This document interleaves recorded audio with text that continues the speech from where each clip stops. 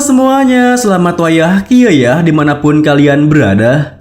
Kembali lagi bersama Mamang dan di video kali ini Mamang bakal memperkenalkan sebuah manhwa baru yang berjudul Pembalasan Bangsawan Pembunuh. Manhwa ini merupakan manhwa dari studio Redice yang sama dengan manhwa Solo Leveling, Pembalasan Sang Anjing Pemburu, dan juga banyak yang lainnya. Jadi bukan kaleng-kaleng ya. Manhwa ini bergenre action, adventure, serta fantasi. MC-nya bernama Xian Pearl, pembunuh terbaik di benua yang menemui ajalnya begitu menyedihkan setelah dikhianati oleh saudaranya sendiri, orang yang paling dia percayai sepanjang hidupnya. Dan di saat-saat terakhir hidupnya, ia sempat berharap seandainya ia diberi kesempatan kedua untuk hidup, dirinya pasti akan menjalaninya dengan cara yang berbeda. Hanya ia sendiri yang akan ia percayai, dan segala hal yang ia inginkan akan ia gapai oleh tangannya sendiri. Dan ajaibnya, keinginannya dikabulkan. Tak ada lagi Xian Pearl, bayangan yang hidup demi orang lain. Sekarang, ia akan mengukir jalan hidup ini dengan kedua tangannya sendiri. Let's go!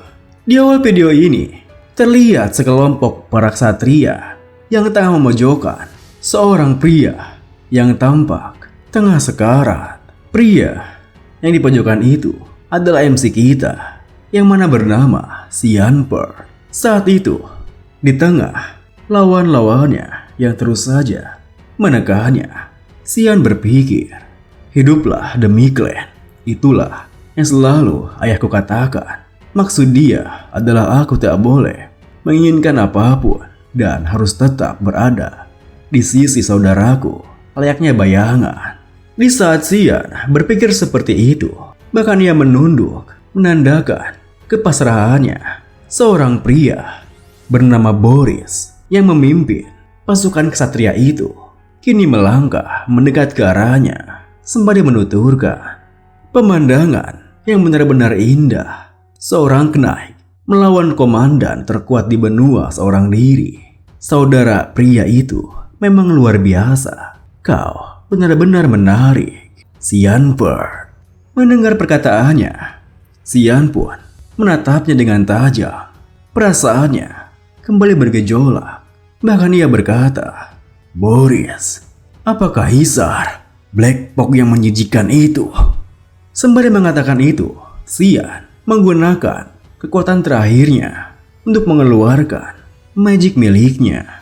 Hal itu pun membuat Boris seketika merasa waspada sembari menuturkan, kau benar-benar seperti yang dirumorkan. Kau assassin dari Mist.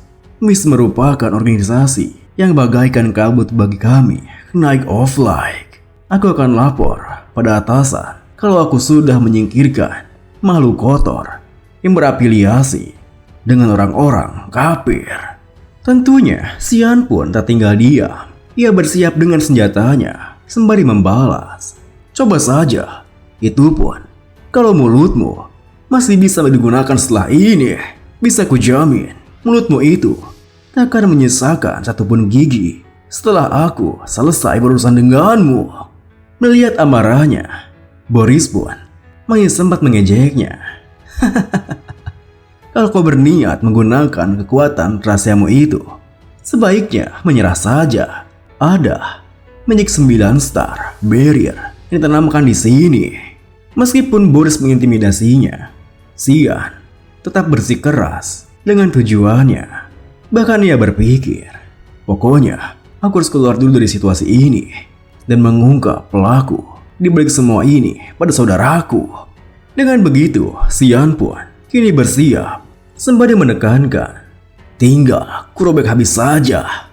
Namun, tiba-tiba saja Xian dikejutkan ketika melihat seseorang yang ia kenali, yang bahkan membuat Boris dan juga para satria lainnya menunduk hormat kepadanya.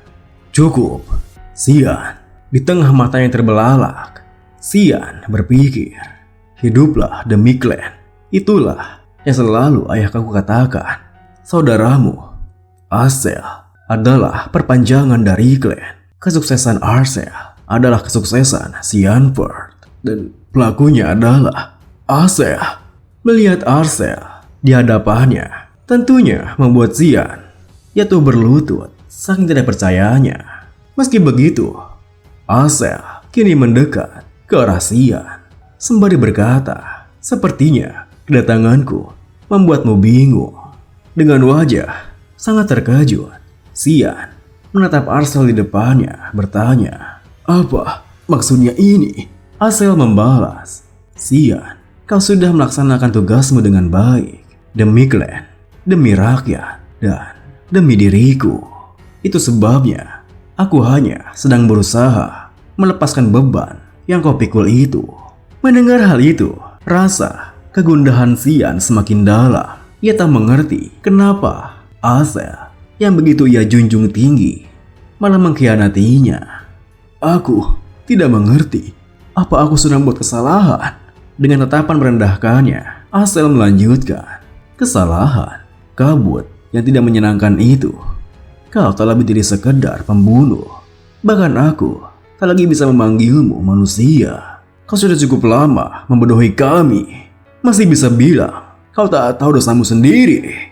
Perkataan Arcel kini mengubah seluruh perasaan milik Xian yang awalnya merasa kagum sekaligus menjunjung tinggi dirinya. Kini berbalik menjadi sebuah dendam yang lumayan dan semakin mendalam. "Pembunuh, dosaku. Bicara apa dia?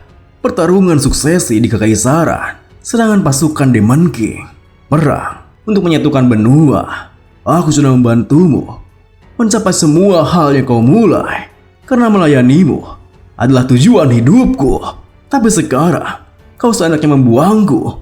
Aku sudah bekerja seperti anjing di bawah perintahmu selama 20 tahun. Sekujur tubuhku hancur pun tidak masalah. Akan kukerahkan semua yang kumiliki. Jika itu artinya kau bisa kuhancurkan." Saking kuatnya perasaan dendam yang ia miliki, kekuatan kini mengalir kembali di tubuh Xian, yang mana meluap-luap hingga para satria di sekitarnya pun bisa merasakan tekanannya. "Wah, dia masih punya saya mana sebanyak itu? Mustahil. Yang seperti itu bukan manusia." Di tengah dirinya yang semakin tenggelam dalam dendam, Xian kini bersiap dengan senjatanya, lalu berkata, "Konyol sekali. Si pahlawan berusaha membunuh adiknya sendiri karena dia takut. Apa kau tak merasa malu?" Setelah mengatakan itu, Xian pun langsung bergerak dan menyerang ke arah Arcel yang terpancing emosi akibat perkataannya. Di saat Arcel terus bertahan dari serangannya, Xian berpikir, "Sekali saja, sekali sudah cukup. Jika aku bisa menusuk titik lemahnya agar dia tak bisa bergenerasi." Namun, di saat Xian melihat sebuah celah untuk menyerang titik lemah dari Arcel, tiba-tiba saja sebuah magic pertahanan muncul yang memblokir serangan Xian, yang mana merupakan perbuatan dari Boris. Dan saat itu, Arcel pun memanfaatkannya untuk menyerang balik Xian yang tak berdaya.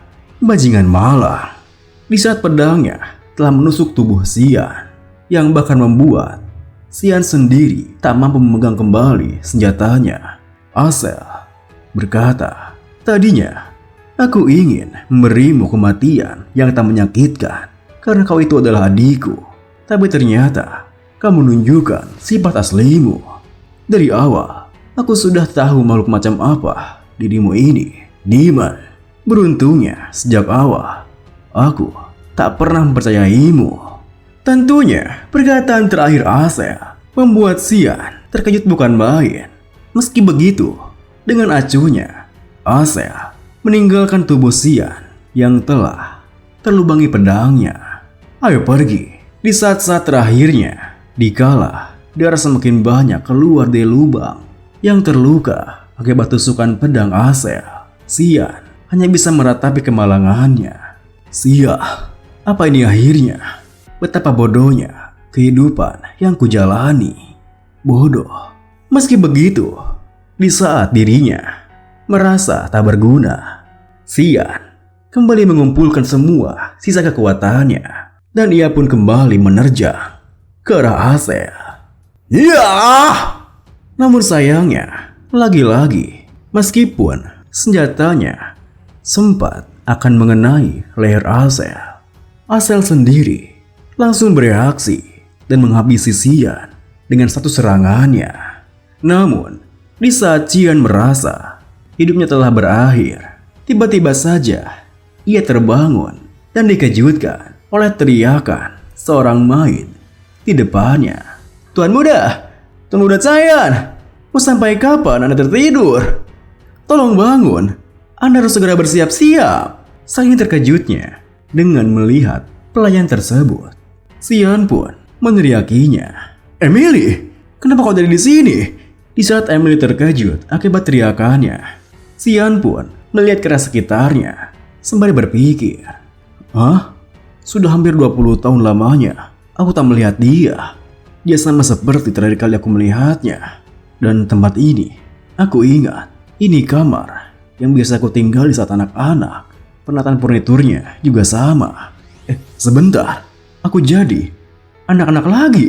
Saking terkejutnya dengan keadaan yang ia sadari saat itu, Xian pun meraba-raba tubuhnya yang membuat Emily merasa aneh dengannya.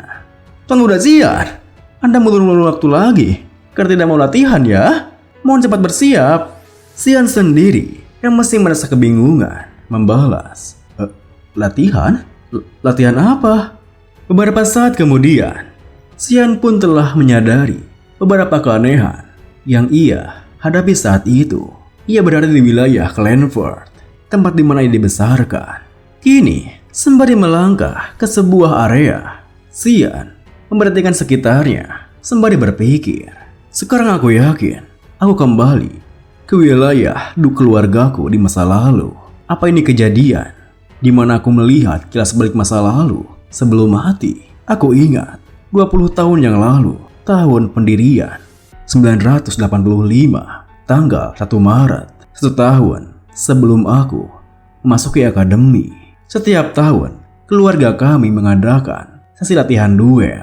Ayahku, yang merupakan pemilik duchy ini, Dukver, menghadiri acara ini sehingga membuatnya menjadi acara yang penting. Lawanku adalah Cranspert.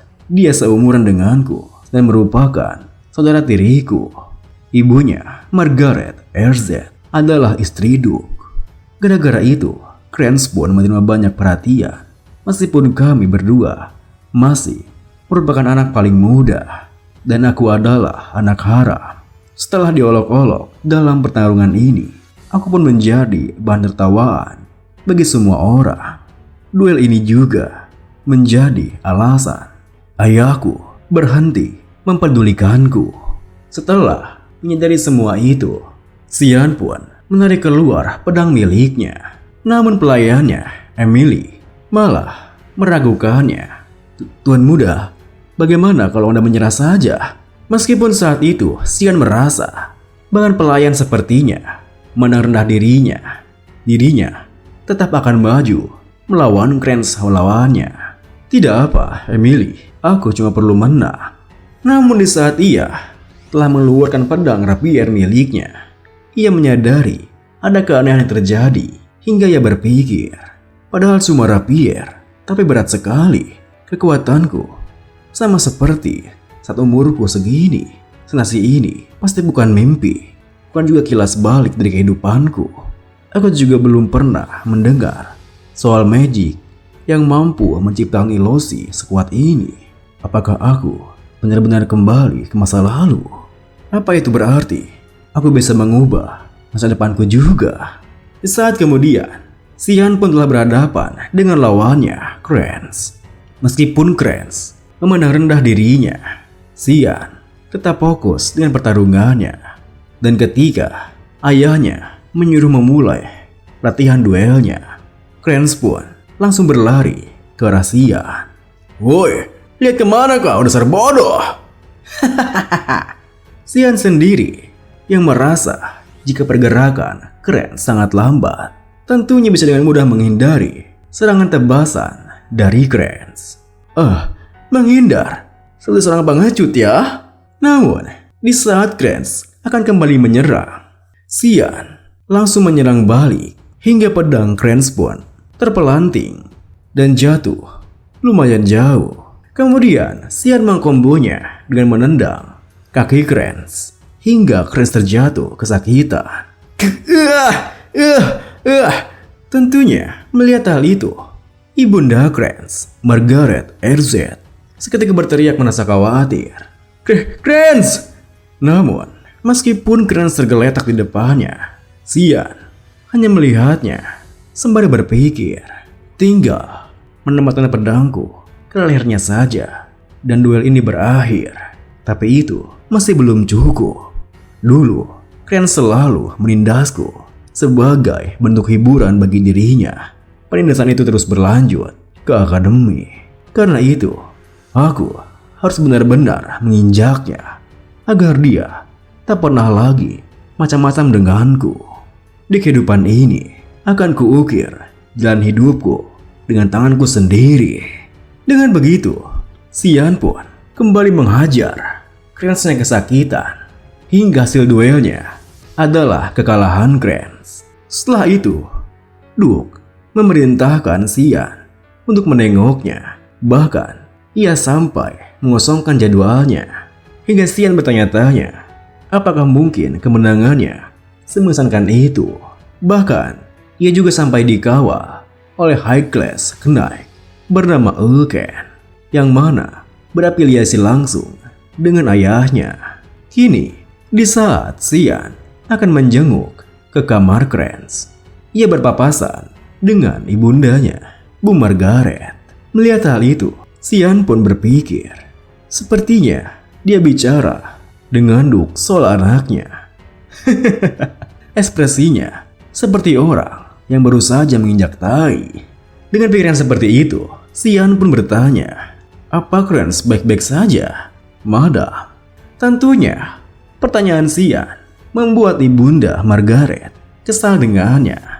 Berani sekali kau menanyakan seperti itu setelah menghajar saudaramu sendiri. Dasar tidak tahu malu. Sembari melangkah melewati mereka, Xian membalas, seperti itulah duel. Sampai jumpa. Namun, tiba-tiba saja Xian menghentikan langkahnya ketika Bu Margaret berkata, itu sebabnya anak haram tak seharusnya diperlakukan sebagai anak sah. Anak dan ibu sama-sama mirip. Ini gara-gara ibumu itu pelacur kotor. Lebih baik kau jadi pengemis makanan saja di jalan. Bisa-bisanya berani melawan. Seharusnya kau itu bersyukur. Mendengar perkataan Bu Margaret yang begitu menghinanya, Xian pun sempat berbalik ke arahnya dengan mata yang sangat tajam. Sembari berpikir, dia sudah kelewatan batas. Apa mending kubunuh saja dia? Meskipun Xian sempat berniat untuk membunuh Bu Margaret, dirinya langsung melupakan hal itu. Karena ia mengubah rencananya.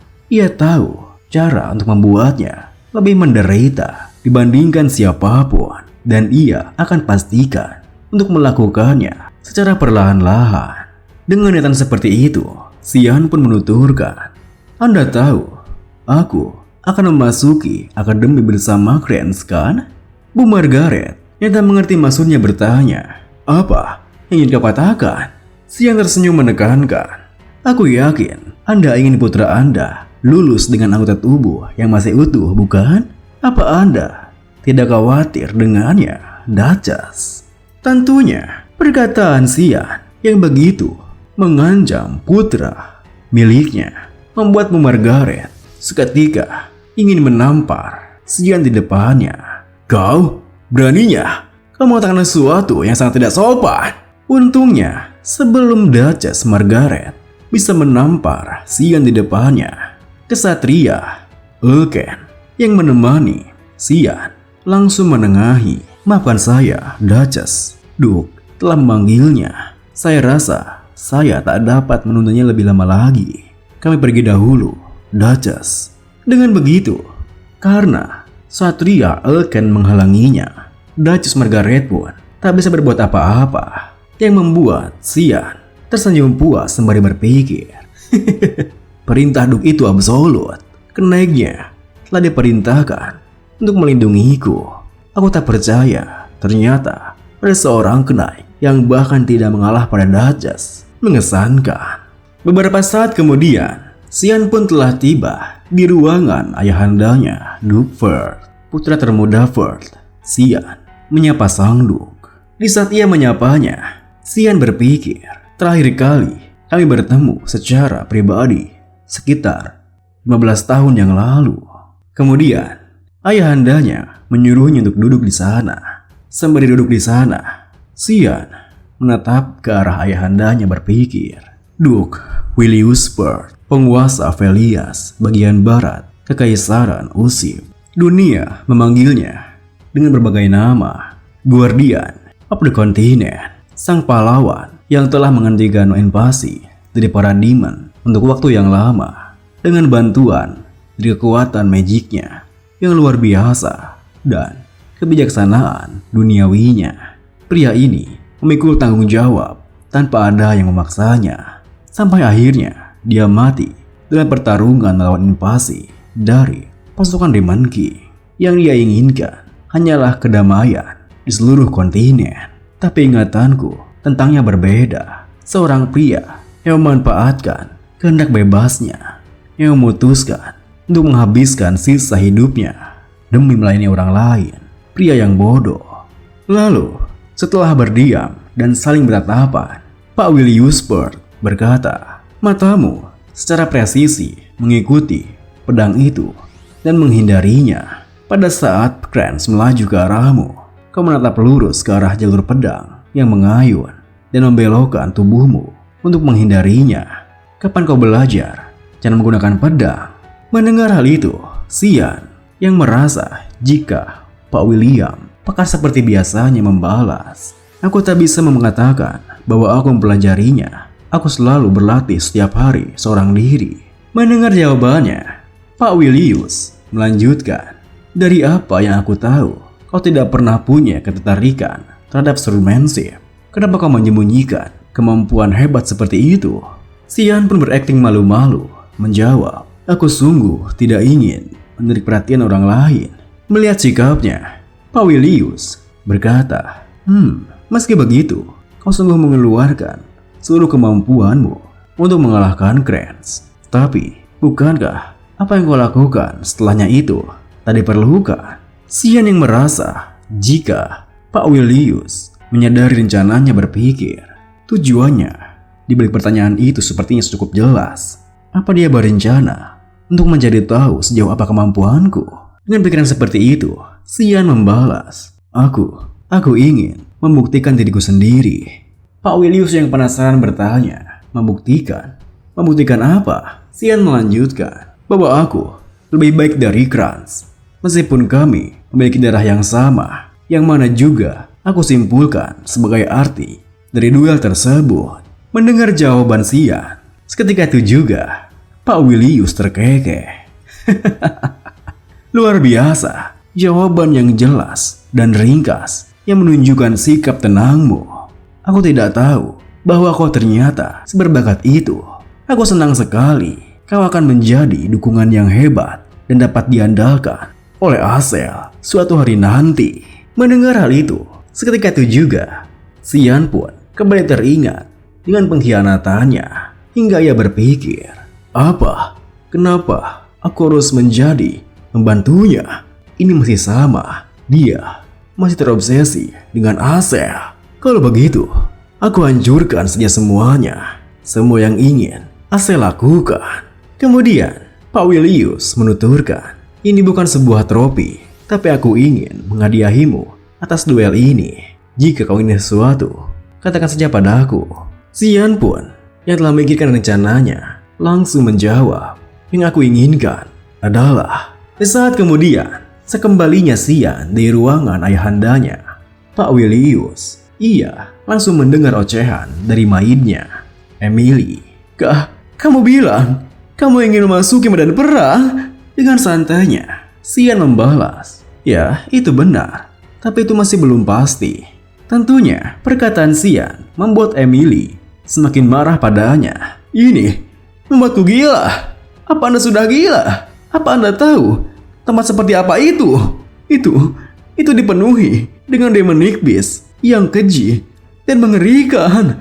Meski begitu, Xian tetap bersikap tenang. Bahkan ia yang tengah membuka pakaiannya berpikir, Pelias, bagian barat Kekaisaran Usip. Ini adalah satu-satunya tempat di seluruh kontinen yang disebut sebagai medan perang. Meski begitu, Lemea Valley yang bisa disebut sebagai garis depan merupakan medan perang yang ganas, di mana pertarungan melawan demon telah terjadi selama ratusan tahun. Karena itu, ayahku yang sudah dengan keras kepalanya menolak itu sejak awal, memberikanku sebuah syarat. Jadilah pantas untuk pergi ke Lemea Valley dalam waktu sebulan. Aku masih belum tahu atas dasar apa ia akan memutuskan kepantasanku.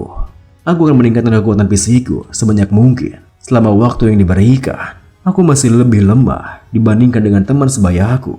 Setidaknya, aku cukup beruntung karena masih punya indera bertarung yang sama seperti sebelum regresi dan sedikit magic yang aku rasakan dalam tubuhku.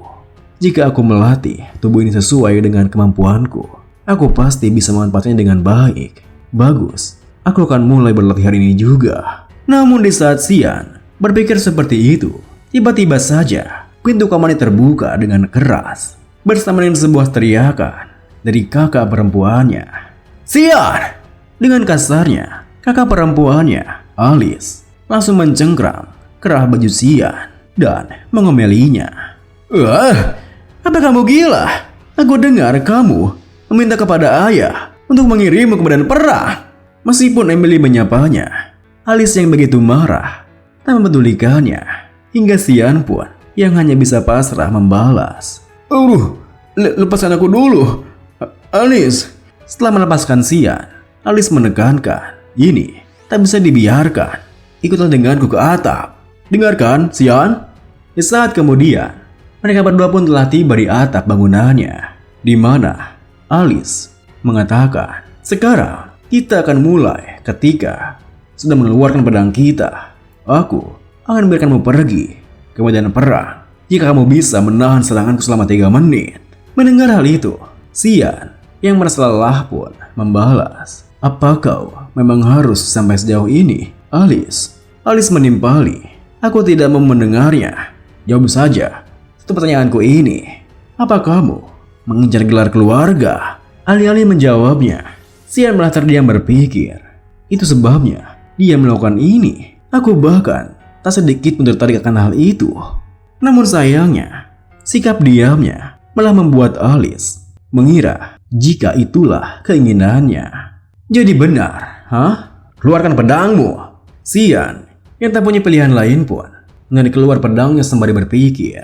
Bahkan ini masih belum setengah hari berlalu sejak aku berduel dengan Kranz. Aku capek, ini melelahkan. Hari ini benar-benar kacau. Namun di saat ia berpikir seperti itu, tiba-tiba saja Alice langsung bergerak menyerangnya. Untungnya Xian bisa bereaksi tepat waktu dan menangkis serangan dadakannya, hingga membuat Alice sendiri terkejut karena tidak menyangka jika adiknya yang berusia 10 tahun bisa menangkis serangannya. Meski begitu, Xian merasa jika kemampuan Alice seperti benar-benar ingin melawan adiknya yang lebih muda darinya. Kini, setelah menjaga jarak dengan Xian, Alice yang masih belum percaya dengan apa yang ia alami berpikir, Rapier memang punya belati yang sangat ringan, tapi dia mampu menangkis serangan longswordku dengan mulus. Apa dia hanya beruntung barusan? Dengan pikiran seperti itu, Alice yang kini merasa jengkel berkata, "Kamu punya intuisi yang lebih baik dari yang kuduga, Xianku sayang?" Melihat senyum jengkelnya, Xian pun seketika berpikir, "Waduh, mati aku." Dan sesuai dugaannya, Alice pun kini menyerangnya dengan sangat intens, hingga Xian hanya bisa bertahan semampunya. Namun di sebuah titik, setelah menangkis serangan, dari Alice. Xian melihat sebuah celah dengan refleks langsung mengambilnya. Refleks yang tak sadar ia gunakan membuat pedangnya langsung melesat maju mengarah ke leher Alice yang juga terkejut akan hal itu.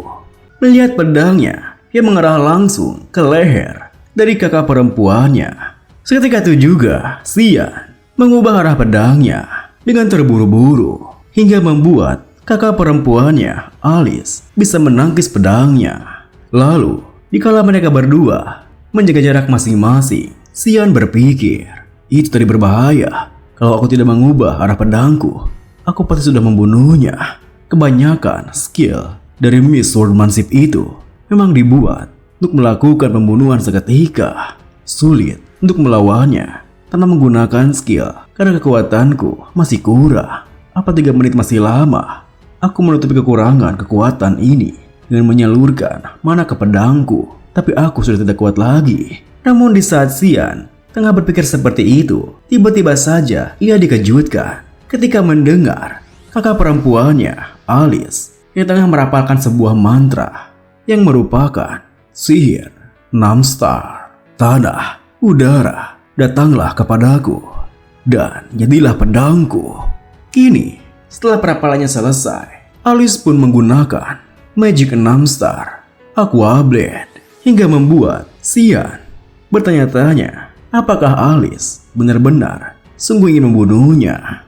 Namun Alice sendiri yang kini tengah kehilangan kesadarannya karena merasa tidak boleh kalah dari adiknya. Sama sekali tak mempedulikan itu dan hanya memikirkan kemenangan. Hingga mau tak mau Xian harus bertahan. Dan meskipun ia bisa menahan serangannya, dirinya tetap akan jatuh ke bawah. Hingga akhirnya Xian pun hanya harus yakin kalau hal itu akan berhasil. Dan kini di saat Alice bersiap-siap untuk menyerangnya, Xian pun langsung berlari ke arahnya sembari berpikir, ayolah, kumohon keluarlah. Oke. Dan sesuai dugaannya, di saat Alice menyerang dirinya menggunakan 6 star magic, Satria Elken muncul menghalau serangan Alice sekaligus menyelamatkan Xian. Berhenti! Dengan begitu, Satria Elken pun bisa menghentikan kegilaan Nona Alice yang kehilangan kesadarannya. Nona Alice, Anda sudah terlalu berlebihan kepada lawan yang lebih muda dari Anda. Mendengar hal itu, di saat Xian menghela napasnya lega, Alice pun tersadar dan langsung memeluk Xian di pelukannya. Maafkan aku Xian. Aku tidak sempat kehilangan kesadaranku. Kau hanya ingin menghentikanmu agar tidak pergi ke medan perang. Sepertinya aku terlalu terobsesi pada tujuanmu itu. Di saat Alice menangis di pelukannya, Xian pun tersenyum berpikir, dia memanglah seperti ini orangnya. Dia selalu bekerja keras pada apapun. Kakakku, dia adalah seorang elit dari para elit yang mendapatkan nilai S di semua bidang. Di Royal Academy, di mana semua anak-anak bertalenta dikumpulkan.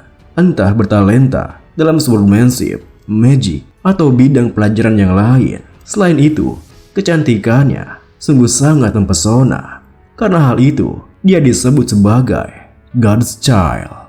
Dia sudah dilatih ilmu pedang sejak usia yang masih muda. Dia juga disebut sebagai Guardian of Continent masa depan bersama dengan Aethelflaed. Namun tidak lama setelah dia bergabung ke Knights of Light, dia dibunuh. Aku merindukanmu, Alice. Kali ini aku pasti akan melindungimu. Setelah berpikir seperti itu, Xian pun memeluk erat Alice di depannya. Hingga Alice sendiri yang merasa aneh berkata, Xian, kalau dipikir-pikir lagi, bukankah kamu itu Guardian Knight milik Duke? Tapi Duke belum lama ini baru saja pergi ke medan perang. Mendengar hal itu, Satria Elken pun membalas, saya mengemban perintah dari Duke untuk melindungi tuan muda selama sementara waktu di sini. Saya juga tidak mengatakan hal ini kepada Anda karena perintah ini seharusnya adalah perintah rahasia. Mendengar hal itu, Xian pun yang sempat merasa bingung pada pertama kali tentang tingkah laku Satria Elken yang mengawasinya kini berpikir, aku memang masih merasakan kehadirannya bahkan setelah aku keluar dari ruang anduk. Apa dia tidak akan menunjukkan dirinya kalau aku tidak menyadarinya? Tapi kenapa ayah menyuruhnya secara rahasia untuk... Namun sebelum dirinya menyelesaikan pikirannya, rasa lelahnya membuatnya mengantuk dan bahkan tertidur. Seketika itu juga, melihat hal itu, Alice pun tersenyum sembari bergumam, dia ini memang masih anak kecil ya. Keesokan harinya, di saat Alice kembali ke akademi, terlihat Xian yang tengah melatih tubuhnya. Sembari berpikir, Alice kembali ke akademi. Sepertinya dia pulang sebentar hanya untuk melihat ayah sebelum hari kelulusannya. Aku merasa kalau aku harus menjadi lebih kuat. Jadi, selama 2 minggu terakhir, aku memfokuskan latihanku pada latihan fisik. Tapi, 10 kali push up itulah batasku. Tidak ada kemajuan yang berarti selama 2 minggu ini. Aku rindu badanku yang bagus itu. Aku ingin kembali. Aku butuh solusi untuk masalah ini.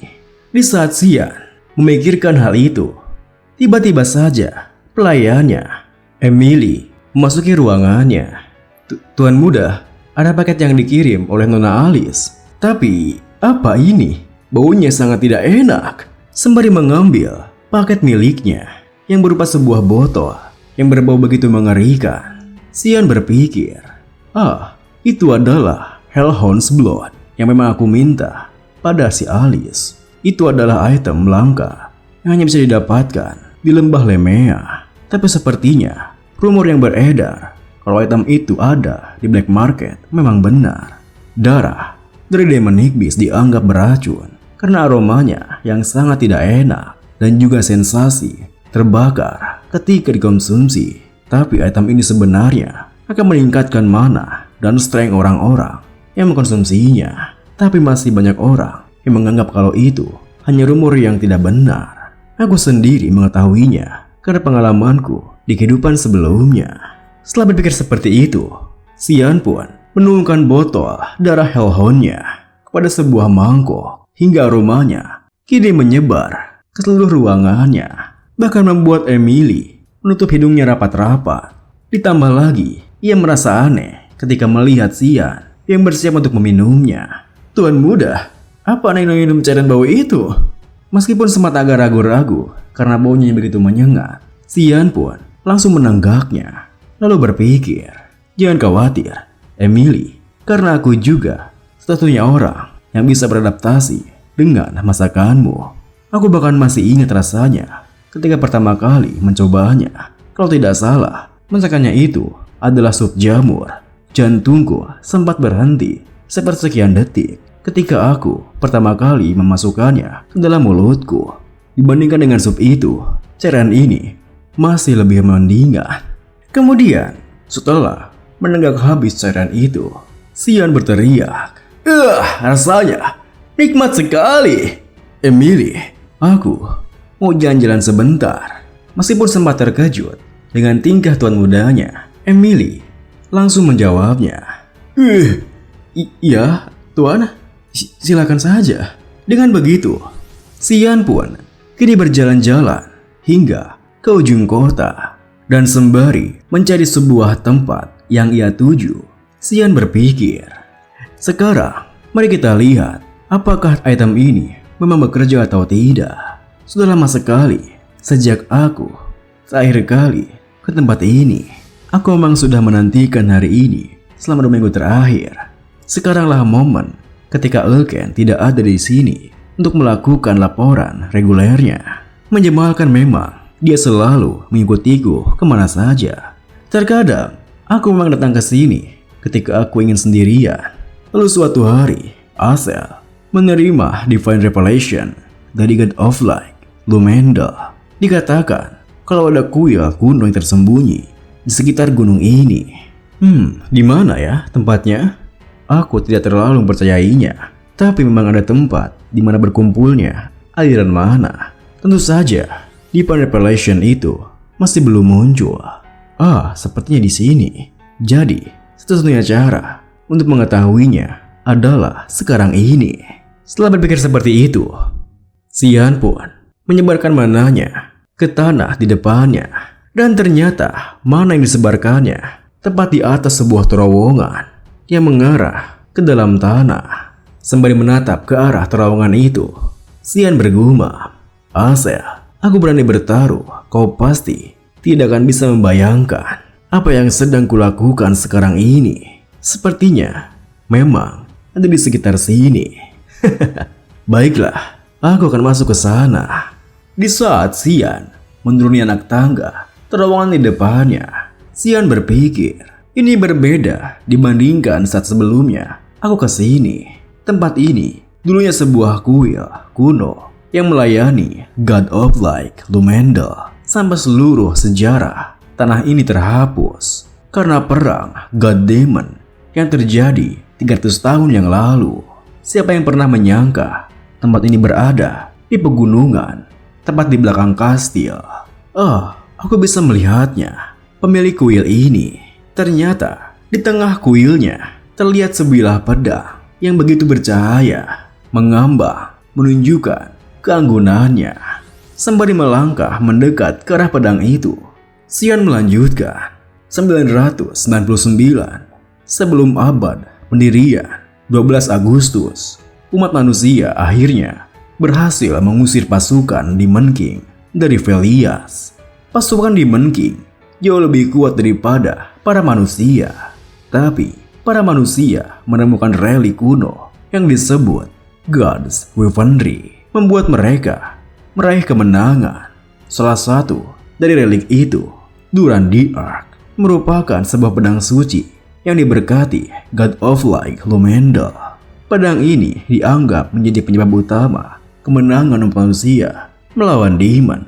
Dan aku akan tertimpa kematianku yang menyedihkan di masa depan karena pedang ini yang mana akan dirasuki oleh Azelford. Mungkin pedang Durandi Arc ada keterkaitannya dengan regresiku. Namun di saat Xian menyentuh pedang Durandi Arc-nya, sesuai dugaannya tak ada yang terjadi. Dan karena kesal dengan hal itu, Xian pun menendang pedangnya lalu menjauh sembari mengomel, "Cih, suasana hatiku jadi hancur. Pedang suci ndasmu, aku selesaikan saja urusanku lalu pergi dari sini." Dan beberapa langkah kemudian, Xian pun menemukan sebuah bayangan pedang hitam di atas lantai.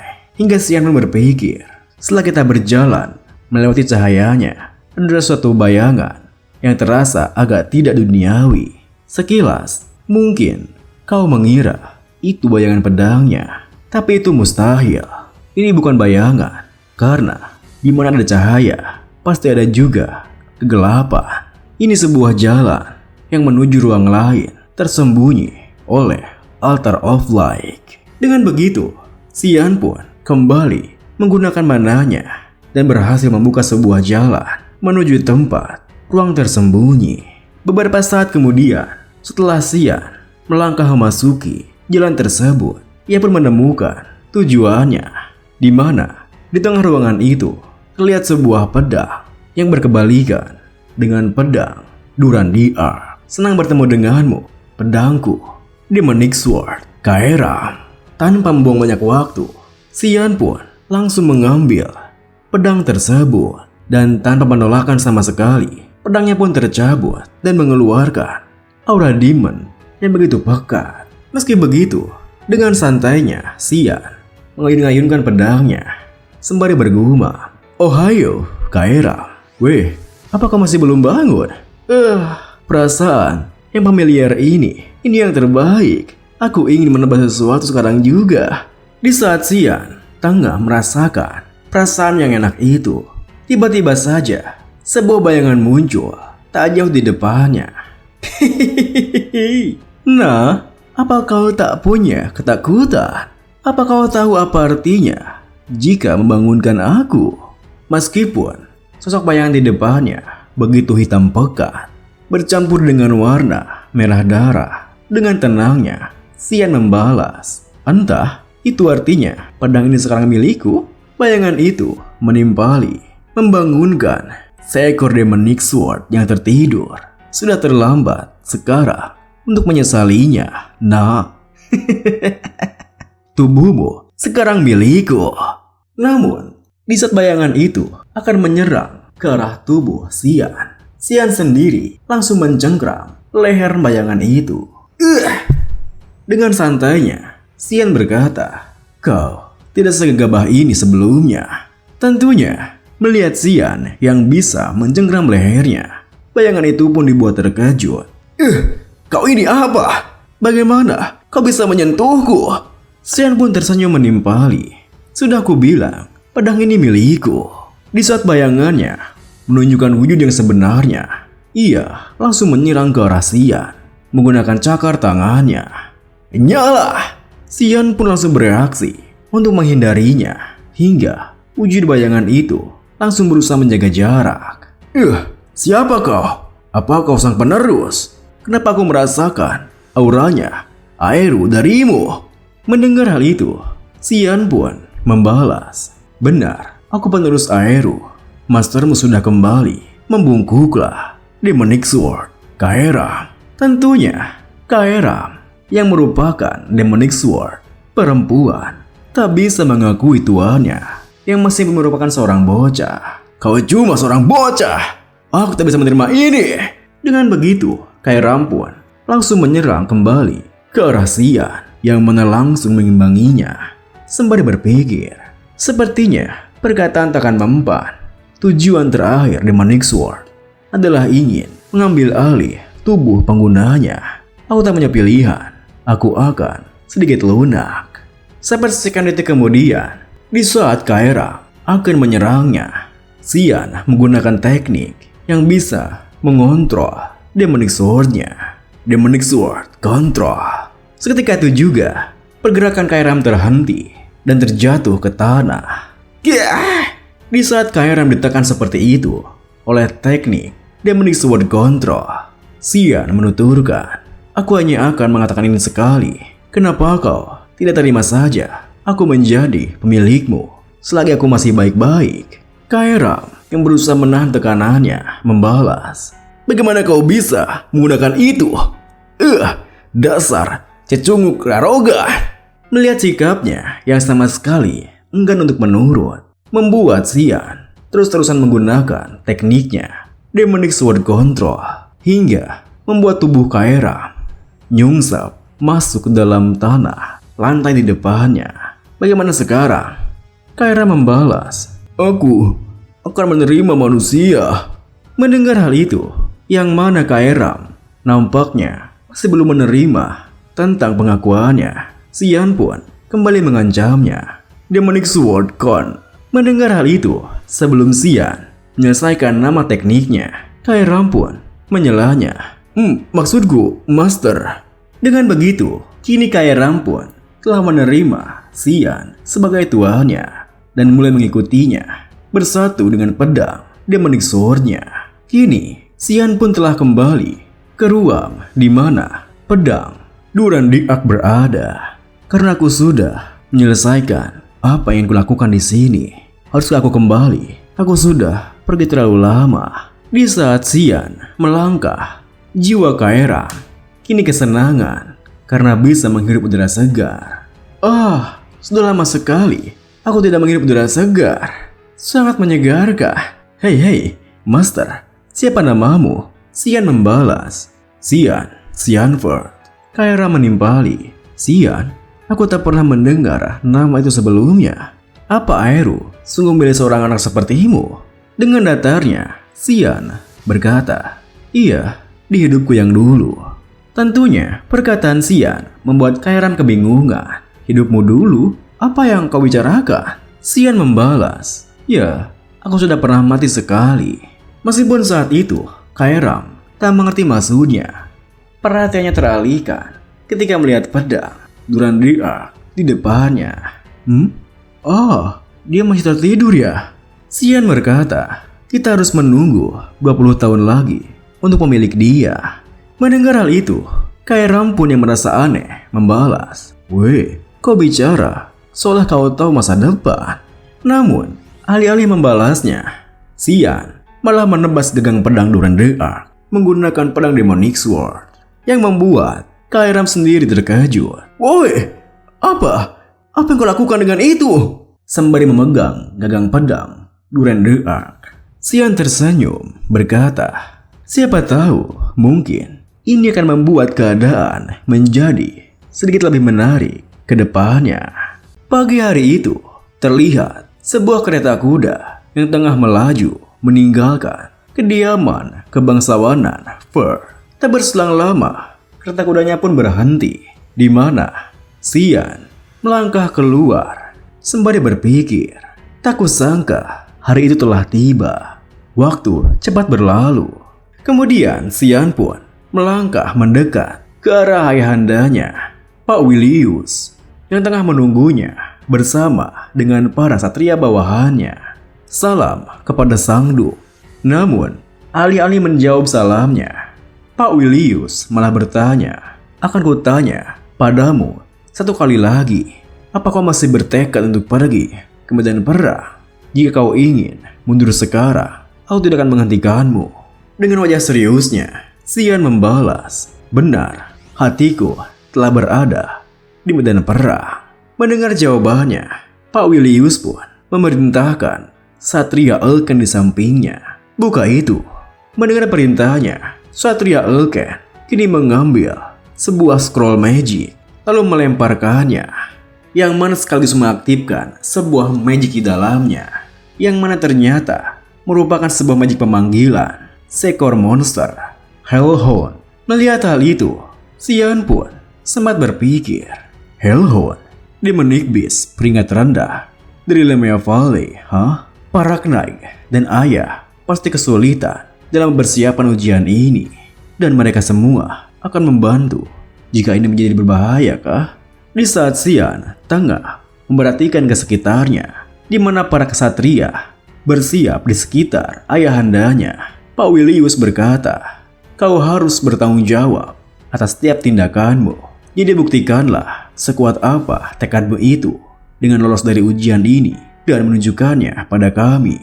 Mendengar perkataan Pak Willius, kesatria Elken di sampingnya kembali teringat dengan beberapa saat sebelumnya, di mana saat Xian memintanya untuk berduel sebagai latihan. "Apa Anda baru saja mengatakan bahwa Anda ingin berduel dengan saya?" Xian membalas, "Hanya tersisa 3 hari lagi sampai tenggat waktu dari janjiku dengan ayah. Aku tak bisa terus-menerus mengalihkan pedang di udara, kan? Aku juga harus merasakan pertarungan yang sungguhnya. Tolong bantu aku ya." Mendengar hal itu, Satria Elken pun menimpali untuk duel seseorang yang seusia dengan Anda. Mungkin Tuan Muda Krans bisa. Namun sebelum ia menyelesaikan kalimatnya, Xian langsung menyelanya. Aku tak yakin kenapa, tapi dia selalu kabur dariku setiap kali melihatku. Jadi, ya begitulah." Meskipun sempat merasa jika merepotkan melakukan hal itu, Satria Elken pun berkata, "Jika Anda bersikeras, baiklah. Namun, saya hanya akan melawan Anda menggunakan sarung pedang saya. Saya hanya akan fokus untuk berlindung. Jadi seranglah saya sesuka hati Anda." Sembari bersiap dengan pedangnya, Xian pun membalas, "Terima kasih, Elken. Dan aku masih punya permintaan lain. Apapun yang terjadi mulai saat ini, jangan beritahukan itu pada ayah. Ini adalah perintah." Meskipun sempat kebingungan dengan permintaannya itu, Satria Elken langsung mengangguk menyetujui permintaannya. Dan bertepatan dengan itu, Xian pun langsung melaju menerjangnya, hingga serangan pertamanya membuat Satria Elken terkejut, bahkan berpikir, "Itu berat. Aku tak percaya itu serangan dari anak seusia 10 tahun. Di saat Satria Elken berpikir seperti itu, Xian pun mempercepat gerakannya, di mana ia melompat, memutar tubuhnya, dan juga langsung menyerang dari arah belakang, hingga Satria Elken harus berbalik dan menangkis semua serangannya. Tak berselang lama, setelah serangan yang begitu intens, Xian melangkah mundur, lalu menuturkan, "Sesuai dugaan, Aku masih belum bisa mengalahkanmu. Kerja bagus, Elken. Terima kasih telah membantuku. Mendengar hal itu, Satria Elken yang kini mengatur napasnya membalas. Kerja bagus, Tuan Muda. Kini, setelah mengingat semua hal itu, Satria Elken yang menatap ke arah Xian yang akan bertarung melawan Hellhounds berpikir, aku tak percaya Tuan Muda Xian yang lemah telah berkembang sebanyak ini. Jika firasatku benar, maka sekarang Tuan Muda pasti bisa mengatasi ujian apapun yang datang padanya. Saat kemudian, Hellhounds yang telah dipanggil itu pun langsung menyerang ke arah Xian. Melihat hal itu, Xian pun seketika bereaksi, menargetkan mata kiri Hellhounds-nya. Tentunya hal tersebut tak berdampak banyak bagi Hellhounds-nya, yang membuat Xian merubah rencananya berpikir, dengan kekuatanku saat ini, bertarung melawan seekor monster masih terlalu berlebihan. Aku harus mengakhiri pertarungan ini secepat mungkin. Aku akan membunuhnya dengan serangan ini. Dengan begitu, ketika Hellhounds-nya kembali menerjangnya, Xian pun langsung menargetkan leher Hellhounds-nya. Dan dikala Hellhounds-nya terjatuh akibat lehernya yang tertebas pedang Xian, Xian pun langsung melompat dan mengakhirinya dengan melemparkan pedang rapiernya yang menancap tepat di kepalanya. Tentunya, gerakannya yang begitu luar biasa membuat para satria di sana tercengang seketika. Bahkan, Pak Willius tersenyum menatapnya. Xian sendiri berdiri di hadapan mayat Hellhounds-nya sembari berpikir, rasanya sangat disayangkan. Darah sebanyak ini pasti bisa memenuhi beberapa botol. Tapi ya, kalau aku melakukan hal seperti itu di sini, mereka pasti akan berpikir kalau aku sudah gila. Haruskah aku setidaknya membawa sesuatu seperti cangkir? Kemudian di saat Xian telah kembali mengambil pedangnya, Pak Willius pun mendekat, bertepuk tangan menuturkan, mengesankan Xian. Kalau begitu, sampai jumpa di medan perang. Dengan sopannya, Xian membalas, terima kasih, ayah. Lalu, di saat Pak Willius pergi meninggalkannya, tiba-tiba saja jiwa Kaeram berkata, Master, apa aku kelihatan seperti pesawat dapur bagimu? Xian membalas, tidak, tentu saja kau adalah Demonic Sword. Kenapa kau mengatakan itu? Dengan kesalnya, Kaeram menimpali. Kalau begitu, pakai aku, sialan. Aku perlu darah untuk meningkatkan kekuatanku. Tolong, biarkan aku minum seteguk saja darah itu. Melihat tingkahnya, Xian pun langsung menenangkannya. Jangan khawatir, karena tak lama lagi aku akan menggunakanmu demi kepuasan pribadiku. Tunggu saja. Kaeram membalas, pokoknya saat itu terjadi, kau harus membangunkanku. Master. Beberapa hari kemudian, Xian pun telah tiba di garis depan medan perang, di mana ia bisa melihat ayahandanya yang tengah bertarung melawan para monster. Itu ogre! Aku di barat laut. Bantulah bersama tahanan. Dan lakukan itu segera. Jangan biarkan ada satupun yang hidup. Mulai Restrain Observation. Dengan perintahnya, para kesatria kini menggabungkan kekuatan mereka dan menggunakan sebuah magic yang sangat bercahaya. Juga memunculkan sebuah lingkaran magic di bawah kaki para ogre itu. Dan kemudian muncul sebuah tali-tali yang mengekang mereka. Melihat hal itu, Pak Willius segera berteriak, semuanya, serang! Udah! Dengan begitu, para satria itu pun satu persatu mulai mengalahkan ogre-ogernya. Saking brutalnya pertarungan itu, sebuah kepala orc terlempar tepat di depan Xian dan juga pelayannya, Emily. Wah, Mama, itu apa? Tuan Muda, kenapa Nenek pergi ke tempat seperti ini? Apa Anda tidak takut? Alih-alih menjawabnya, Xian malah tersenyum memandang ke sekitarnya sembari berpikir, siapa sangka aku kembali ke sini. Aku merasa nostalgia. Seperti biasanya, ini bagai neraka. Kemudian, setelah menghabisi monster ogre itu, Pak Willius mendekat ke arah Xian bertanya, Xian, Bagaimana rasanya berada di garis depan? Xian membalas. Ya, aku agak gugup. Pawilius melanjutkan. Seperti yang bisa kau lihat, kau takkan pernah tahu kapan kau akan mati di tempat ini. Jadi, jangan pernah lengah. Mendengar hal itu, Xian pun tersenyum berkata, "Oke, akan kuingat itu, ayah." Kemudian, dikala para satria itu melanjutkan peperangan mereka, Xian pun hanya terdiam memperhatikan sembari berpikir. Di barisan depan, situasi seperti ini sudah sangat umum. Biasanya ada 3 atau 4 pertempuran per hari, dan setiap pertempuran memiliki manual respon terperincinya sendiri. Dengan advance knight yang handal sebagai inti, mereka membereskan semua monster yang mencoba melewati baris depan. Beberapa jam kemudian, di camp para satria, terlihat Xian yang tengah mengecek sekitarnya sembari berpikir. Tenda yang menjadi posku di tempat ini berada di area paling belakang, di mana tempatnya paling aman dengan para penjaga di sini yang berdisiplin tinggi. Aku bahkan takkan punya kesempatan untuk memberi makan Kaera. Apa aku sungguh harus menunggu sampai waktu makan malam tiba? Di saat ia berpikir seperti itu, perhatiannya teralihkan ketika melihat tingkah Emily yang begitu ketakutan bersembunyi di balik selimut. Apa yang kau lakukan, Emily? Emily yang sangat ketakutan membalas. Bukankah Sang Duk sudah bilang pada kita bahwa kita tidak akan tahu kapan dan di mana kita akan mati? Xian membalas. Tak bisa aku percaya. Kalau begitu, kenapa aku tidak mengemas barang-barangmu saja dan pulang?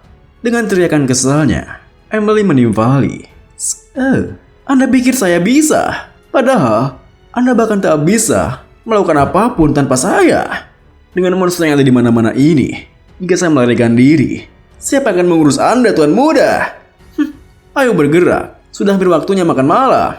Dikala Emily pergi meninggalkannya, Xian bertanya, "Hei, Emily, bagaimana dengan mantel yang aku minta?" Namun sayangnya Emily tak menjawab perkataannya, hingga Xian pun jengkel padanya. "Hais, apa aku harus mengusirnya? Beginikah cara dia memperlakukan majikannya?" Beberapa saat kemudian, setelah makan malam, Xian mempersiapkan kepergiannya ingin menyimpan sebuah boneka sebagai samaran di kasurnya. Ini seharusnya sudah cukup, kan? Di saat Xian mempersiapkan hal itu, Emily terbangun dari tidurnya. "Apa Anda mau keluar untuk berlatih? Bahkan di tempat ini, Tuan Muda?" Xian membalas. Iya, apa aku membangunkanmu?" Sembari mengusap matanya, Emily menimpali. "Anda rajin ya, Sang Duk pasti bangga pada Anda jika ia tahu." Sembari melangkah pergi, Xian berkata, "Sudah ya, aku pergi. Jadi tolong urus hal-hal seperti biasanya. Aku saat ini tengah tidur. Paham?" Emily pun mengangguk, lalu kembali tidur. "Oke." Sembari bergerak mengendap-endap di luar tendanya, Xian berpikir, karena ini barisan depan, tugas jaga malam biasanya diperkuat. Jadi, jika aku tak bergerak pada saat ini, bergerak ke sekitar dengan bebas nanti akan sulit. Dengan begitu, Xian pun menggunakan gerakan ketiga, teknik Thick Fog, Fox Descent, hingga akhirnya ia berhasil meninggalkan camp tempatnya di belakang. Kalau aku tidak salah ingat, seharusnya ada banyak sekali monster di tempat ini. Ini tempat yang sempurna untuk menggunakan Kaera. Benar bukan? Kaera mendengar panggilan tuannya. Jiwa Kaera pun muncul, membalas. Aroma darah yang kuat ini, Master. Kayaknya aku tidak bisa menahan diri. Cepat, biarkan aku menebas sesuatu. Dengan begitu, di saat para monster Hellhound menyerangnya, Xian pun bergerak, memuaskan hasrat bertarungnya. "Baiklah, Kaera, ini dia. Kita akan lakukan sesuai maumu." Dengan teknik Fog Sword, Rushing Fog Storm, Xian berputar-putar menghabisi para Hellhound di sekitarnya. Tak berselang lama, setelah menghabisi Hellhound tersebut, Xian menancapkan sebuah pipa agar darah mereka tak berceceran. Lalu Xian pun menuangkan darah mereka ke sebuah cangkir yang ia bawa sebelumnya. Dan ia pun langsung meminumnya. Ini baru mantap. Bagus. Kita akan terus berlatih seperti ini. Ya kan, Kairam? Kairam membalas. Oh, ini pertama kalinya aku merasa sangat segar setelah bangun.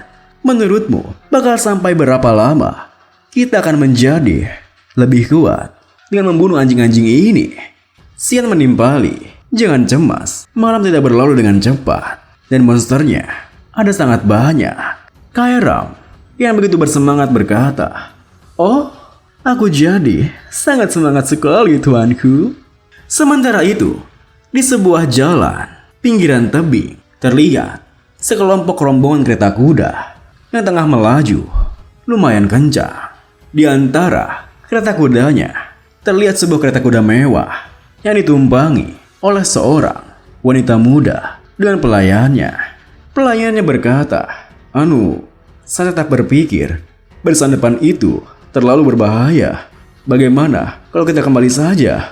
Tuan putri yang dilayaninya membalas, sudah ku bilang, jangan perlakukan aku sebagai anak kecil.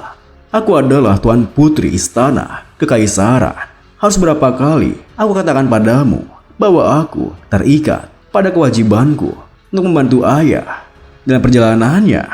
Aku benar-benar akan marah jika kamu membicarakan ini lagi. Mendengar hal itu, pelayannya yang merasa takut dengannya menimpali. Dipahami, Tuan Putri.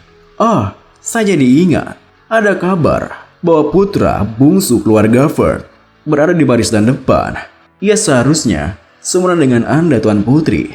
Tentunya perkataannya mengejutkan si Tuan Putri itu. Dukpert itu membawa putra bungsunya. Pelayannya melanjutkan, sang Duk sebenarnya tidak ingin membawanya. Anak itu mengajukan dirinya sendiri.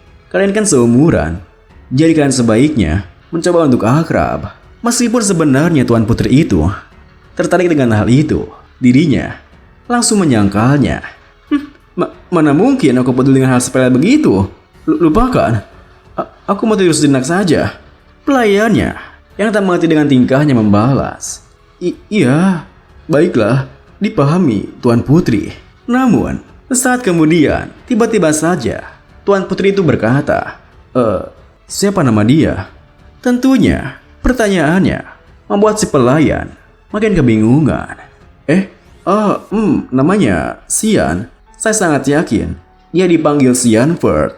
Sembari melihat keluar jendela kereta kudanya, Tuan Putri itu bergumam, Xian Ferd ya. Hari-hari pun telah berlalu di garis depan lembah Lemea. Hari itu, setelah membunuh beberapa demon Nigbis yang menerjang masuk camp mereka, Pak Willius Ferd berteriak, "Periksa, apa ada yang terluka?" Mendengar teriakannya, para knight bawahannya pun membalas, "Semuanya baik-baik saja, Pak." Kemudian, Pak Willius menimpali, "Kerja bagus, ayo kembali." Namun di saat ia akan kembali, perhatiannya tertuju kepada anak bungsunya, Xian, yang telah membantu membunuh beberapa demon Nigbis di sana. Pak Willius pun menghampirinya, lalu bertanya, "Bagaimana keadaanmu?" Setelah berada di garis depan, Xian membalas, "Aku belajar hal baru setiap harinya, ayah."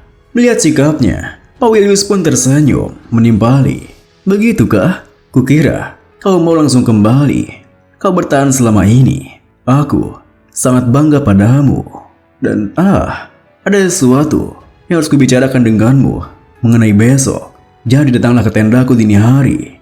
Xian sendiri yang merasa aneh dengan pujian ayahnya, kini menatapnya pergi sembari berpikir, "Apa? Aku tidak pernah melihat ayah sebaik ini sebelumnya." Jam demi jam berlalu. Malam harinya, dikala para knight terlelap tidur, Xian kembali berkeliaran dan membunuh beberapa demon Nigbis yang ia temui di sekitaran camp garis depan.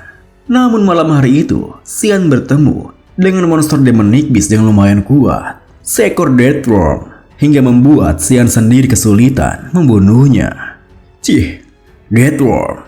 Mereka harusnya hanya muncul di pedalaman lembah. Melihat Xian yang kesulitan, pedang iblisnya, Demon Sword Kairam, seketika berkata, "Oh ya, Master, kau terlihat kesulitan.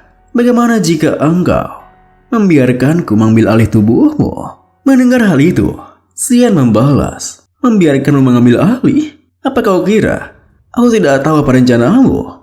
Kaira melanjutkan, "Bukan begitu, Master. Aku bersumpah hanya akan menggunakannya sebentar dan lalu membiarkanmu kembali. Kau melihatnya kan? Luka itu, dia langsung memulihkan lukanya yang tidak dalam, tidak ada gunanya, terus menyerangnya." Mendengar sarannya, Xian pun kembali berwaspada, lalu sembari memperhatikan luka-luka pada deathworm-nya. Ia berpikir, Kaira benar, ini hanya akan terus berlanjut. Sudah sebulan sejak aku ada di garis depan. Aku meminum darah demonic beast yang sangat banyak. Namun aku masih merasa itu masih belum cukup. Kurasa aku tak punya pilihan lain. Akan kuturuti apapun rencanamu saat ini, Kaira. Dengan begitu, ketika deathworm-nya menerjang maju ke arahnya, Xian pun menggunakan Kaira untuk mengontrol tubuhnya. "Baiklah, mari menggila, tuanku."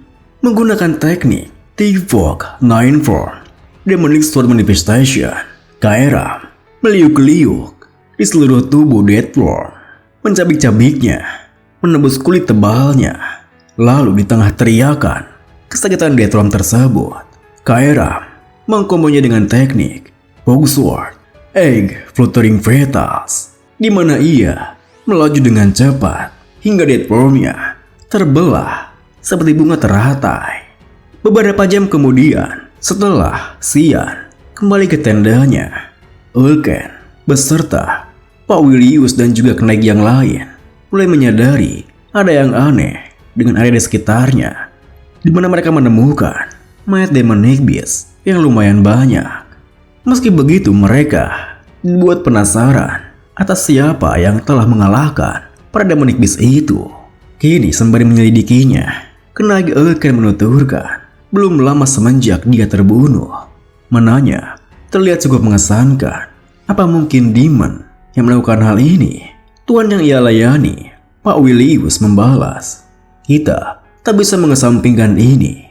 Jika ada demon yang terlibat, periksa wilayahnya dan bakar mayat ini sekarang juga."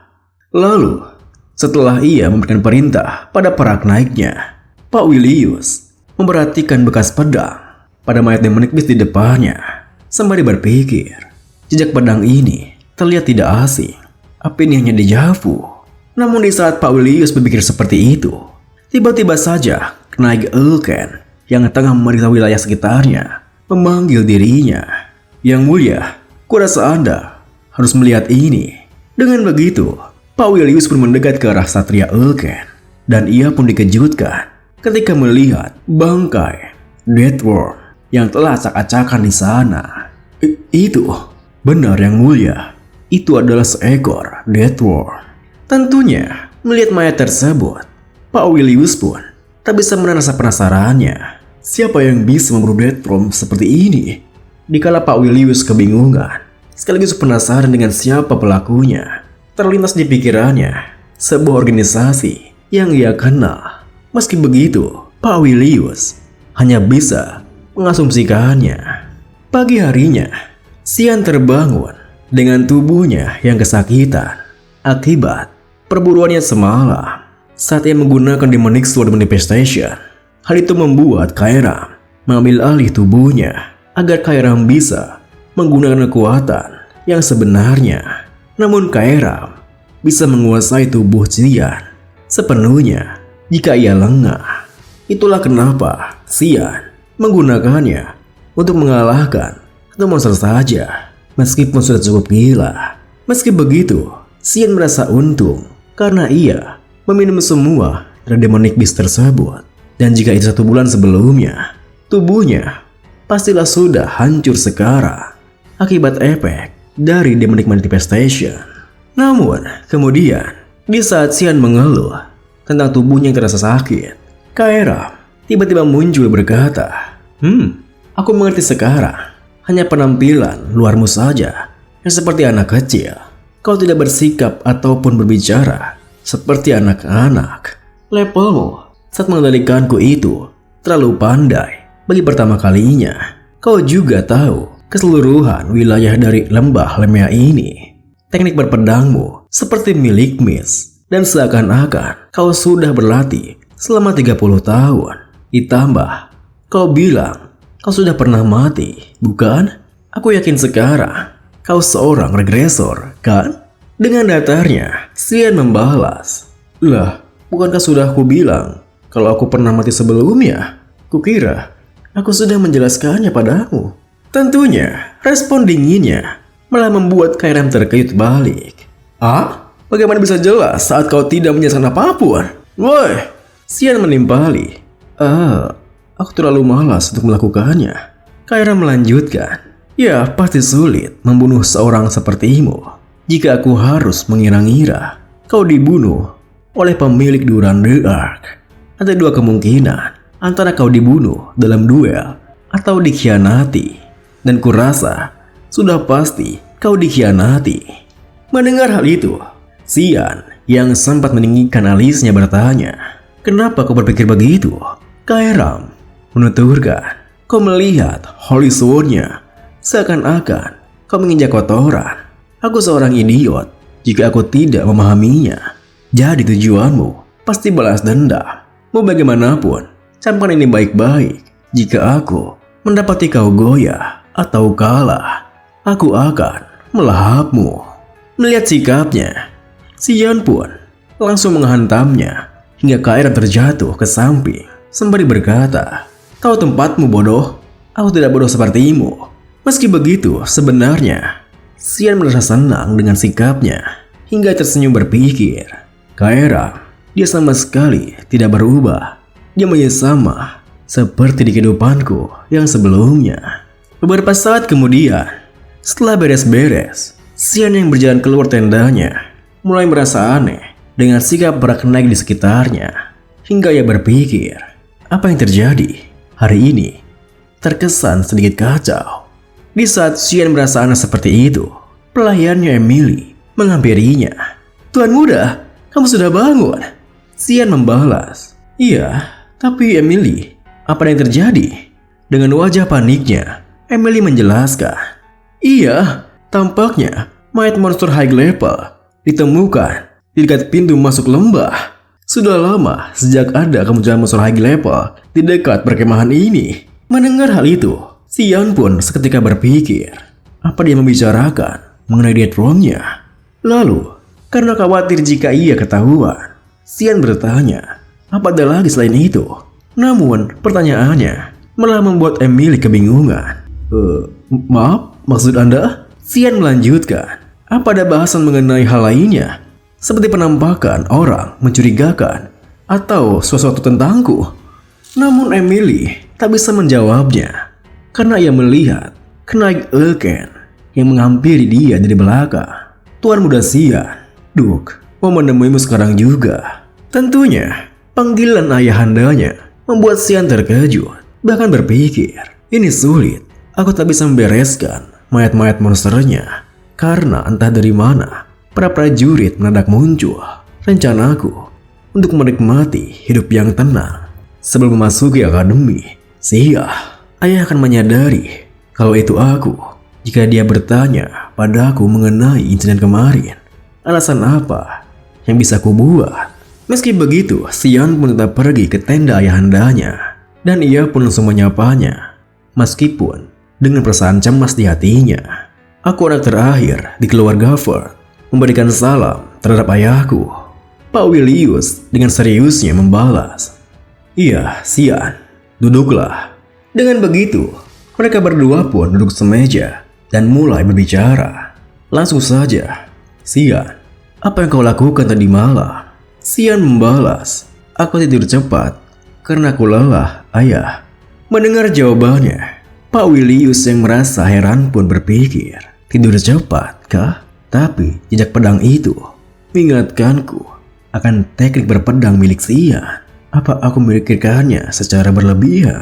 Sulit dipercaya kalau anak sekecil ini bisa membunuh seekor Deathborn. Ditambah, namun sebelum Pak Willius memisahkan pikirannya, Xian langsung menyelahnya. Kenapa ayah bertanya? Ayah, Apa ada yang mengganggumu?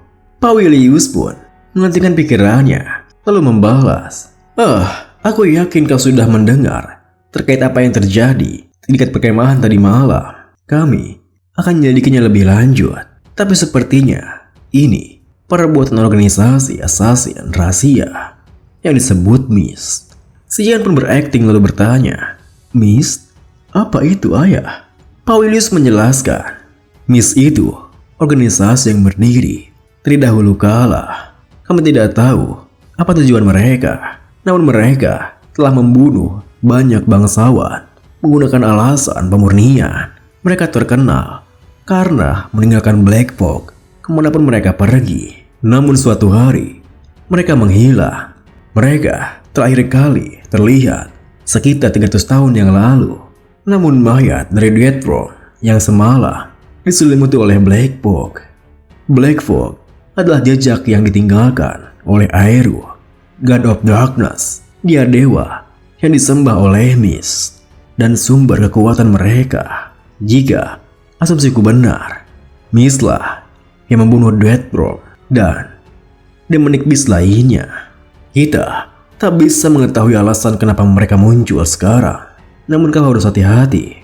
Selain itu, aku akan memberitahu Kaisaran mengenai hal ini dan menyelidikinya lagi. Mendengar hal itu, Sian berpikir, hebat, dia bisa menerka dengan tepat siapa pelakunya. Meskipun organisasi itu terakhir terlihat 3 abad yang lalu. Kurasa ini artinya dia akan percayaiku, kan? Melihat sikap Sian yang patuh, ayahandanya Pak Willius berpikir tidak masuk akal jika Sian terlibat dengan organisasi seperti itu saat dia sekecil ini. Lalu setelah menyampingkan pikiran tersebut, Pak Willius menuturkan, percakapan ini sudah selesai. Tapi apakah diberitahu siapa yang berkunjung pada hari ini? Sian membalas, kudengar kalau yang mulia akan datang. Tapi apa datangnya hari ini? Pak Willius melanjutkan, benar, dan aku mau meminta bantuanmu mengenai itu. Sian yang penasaran pun menimpali. Bantuan? Tak berselang lama, rombongan Kaisaran telah tiba di pintu masuk perkemahan. Yang mulia Kaisar telah tiba! Mendengar pemberitahuan itu, Pak Willius dan juga kenagi lainnya menunduk menyambut Yang Mulia Kaisar. Saya, pemimpin dari Velias, menyambut Yang Mulia Kaisar yang terhormat. Kaisar sendiri tersenyum membalasnya. Villiard. Lalu, sang Kaisar pun mendekat ke arahnya membalas. Kita kan teman lama, tidak perlu aku begitu. Dan apa itu anak itu? Melihat sang Kaisar yang menatapnya, Sian pun menuturkan, saya menyambut Yang Mulia Kaisar yang terhormat. Saya Sian Ford yang termuda di keluarga Ford. Melihat sikapnya, sang Kaisar pun membalas, wah, anak sekecil ini berada di lingkungan yang sangat keras. Anak-anakmu memang jauh berbeda dari anak-anak biasa ya. Di saat itu, Sian kembali teringat dengan permintaan ayahandanya sebelumnya. Aku penasaran bantuan apa yang ayah inginkan, tapi dia hanya mau aku memberikan kesan yang baik sebagai anaknya. Di kehidupanku yang sebelumnya, aku selalu berada di mansion kapanpun Kaisar berkunjung. Aku sangat tersentuh atas kepercayaan ayah pada aku. Lalu, sang Kaisar menuturkan, bagus, aku juga mau memperkenalkan seorang. Setelah Kaisar mengatakan itu, putrinya yang berada di kereta kuda terpisah dengannya. Seketika keluar, sembari menuturkan, aku putri kelima dari Kekaisaran Usif, Arin Severus. Sembari melihat ke arah Arin, Sian berpikir, Arin Severus, putri kelima yang menyedihkan. Sebelumnya, ayah memintaku untuk mengawal putri Arin untuk hari itu.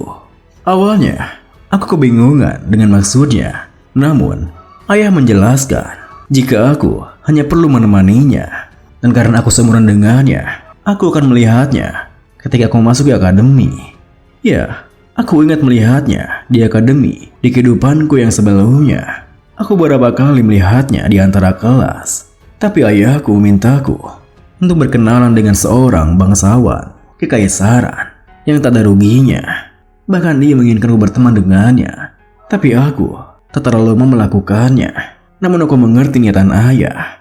Dia mungkin berharap kalau kami menjalin pertemanan seperti pertemanannya dengan sang kaisar. Namun dia memilih orang yang salah. Dia tak bisa menjadi temanku. Meskipun aku tak bisa mengatakan itu, karena itu masa depan yang aku ketahui. Menyebalkan, tapi aku harus patuh untuk sekarang.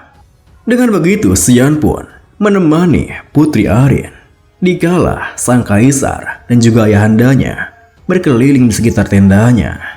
Di jalannya, Putri Arin penasaran dengan sungai yang ia lihat. Kenapa airnya berwarna merah? Kenapa sungainya sangat merah? Xian membalas, maksudmu Blood River. Itu aliran air yang mengalir di keseluruhan lembah Lemea. Tidak ada alasan yang rumit kenapa airnya merah. Demonic Beast yang sudah tua ataupun terluka dan tidak bisa bertarung dengan makhluk lain untuk bertahan hidup akan terjun ke dalam Blood River dengan sendirinya.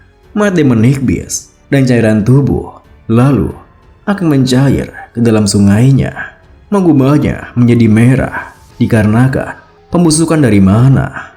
Mendengar penjelasan itu, Putri Arin pun yang baru tahu seketika terkejut. Jadi, itu semua karena mayat dan cairan tubuh Demonic Beast. Xian menimpali. Benar, mereka juga minum dan mandi. Di dalamnya, airnya sangat menjijikan. Jadi, Yan masuk ke sana dengan wajah jijiknya. Putri Arin menimpali. Iya, tapi apa yang ada di ujung sungai ini? Xian melanjutkan. Ujungnya di Menril. Tentunya hal tersebut membuat Putri Arin tak bisa menahan rasa khawatirnya. Di Menril? Di mana para demon berada? Xian tersenyum membalas. Benar, jika kau terus mengikuti sungai ini, kau bahkan akan bertemu dengan Demon King loh. Melihat wajah Putri Arin yang ketakutan, Xian pun tersenyum berpikir, meskipun tak ada orang waras yang akan melakukannya, menyenangkan bisa mengusilinya. Namun tiba-tiba saja obrolan santainya berakhir ketika ia melihat sebuah suar cahaya kuning yang muncul di langit. Cahaya apa itu? Xian membalas. Itu pos jaga ketika di barat. Cahaya kuning menandakan kedatangan Demonic Beast. Tentunya hal tersebut membuat Putri Arin tersentak kaget. Ada Demonic Beast di sini? Meski begitu, Mawilius langsung berusaha waspada dengan keadaan yang mulia kaisar di sana. Semuanya, lindungi yang mulia. Pasukan divisi Guardian Knight akan ikut denganku menuju pos jaga ketika di barat. Namun yang mulia kaisar langsung menyelahnya. Hei, jangan seperti itu, Villiard. Kau kira aku datang kemari untuk jalan-jalan? Dan aku pun juga mulai bosan melihat kaisarnya yang kini menarik keluar pedangnya. Mawilius pun tak punya pilihan lain. Yang mulia, baiklah, saya mengerti. Dengan begitu, yang mulia kaisar pun kini mengambil alih perintah. Dengar, kita akan bergabung dalam raid Demonic Beast. Fokus membunuh Demonic Beast sampai raidnya berakhir. Para penjaganya membalas. Baik yang mulia. Sebelum mereka berangkat, Mawilius melirik ke arah Xian berkata, Xian, kau juga ikut? Xian membalas, baik ayah. Melihat Xian dipanggil ayahnya, Putri Arin yang penasaran bertanya, Hei, kamu bisa melawan Demonic Beast? Xian membalas, benar, meskipun aku masih membantu dari belakang, dan sebaiknya kau pergilah ke tempat. Namun sebelum Xian menyelesaikan kalimatnya, Putri Arin langsung menyelahnya. Hei, bawa aku bersamamu. Umurmu sama denganku. Kalau begitu, aku juga bisa ikut. Tentunya, sikapnya itu membuat Xian terdiam dan berpikir. Lah, apa yang anak ini katakan? Lalu Xian berkata, dengar, Tuan Putri, orang-orang mati di sini. Ini bukan tempat bermain. Meski begitu, Putri Arin yang keras kepala menyanggahnya. Aku tak peduli. Aku ikut. Aku ikut. Dan tak ada yang bisa menghentikanku. Tentunya, Sikap Putri Aryan seperti itu membuat Xian tak punya pilihan lain. Elken. Dengan begitu, Knight Elken pun muncul di belakang Putri Aryan sembari menuturkan, "Baik Yang Mulia, saya Elken akan menggantikan Royal Knight dan mengawal Anda menuju keamanan di perkemahan. Mari pergi Yang Mulia." Meskipun Satria Elken telah mengajaknya untuk pergi, Putri Aryan malah menentangnya. Tidak sopan. Beraninya kamu memperlakukanku, seorang tuan putri, dengan cara seperti ini. Namun, sikap keras kepalanya seketika terhenti ketika Xian mendekat, lalu menekankan, lusinan kesatria bisa mati karena kekeras kepalaanmu. Sedetik saja bisa menentukan takdirmu. Apakah kau akan mati atau selamat dalam bertempuran? Apa aku bisa bertanggung jawab atas nyawa-nyawa itu? Kembalilah jika kau akan menangis seperti anak kecil Yang Mulia. Dengan begitu, Xian pun kini melangkah pergi meninggalkan Putri Aryan yang hampir menangis karena perkataannya. Di sisi lain, di pos ketiga, terlihat monster Demonic Beast yang tengah melangkah mencoba menginvasi pos tersebut. Namun, kedatangan Pak Willius dan juga para knight bawahannya seketika memutarbalikkan keadaan di sana. "Jangan mundur! Tahan!" Pak Willius mengangkat tinggi pedangnya sembari berteriak, "Kembali pasang formasi! Lindungi Yang Mulia dan bunuh semua monsternya! Jangan sisakan satupun dari mereka! Maju!" Dionys Severus, Kaisar Kekaisaran Usip, memiliki dua istri. Istri pertamanya, Diana Koisil, tetapi dia telah meninggal. Istri keduanya, Cassandra Nevelus, dan dikenal sebagai hukum terkemuka di Kekaisaran. Permaisuri pertama melahirkan putri pertama dan kedua, dan permaisuri saat ini melahirkan putra ketiga dan keempat. Tetapi Aryan Severus yang merupakan putri kelima merupakan anak haram yang lahir dari istri simpanan yang berlatar belakang orang desa. Orang-orang memperlakukannya bagaikan putri orang-orangan sawah karena darah campuran itu.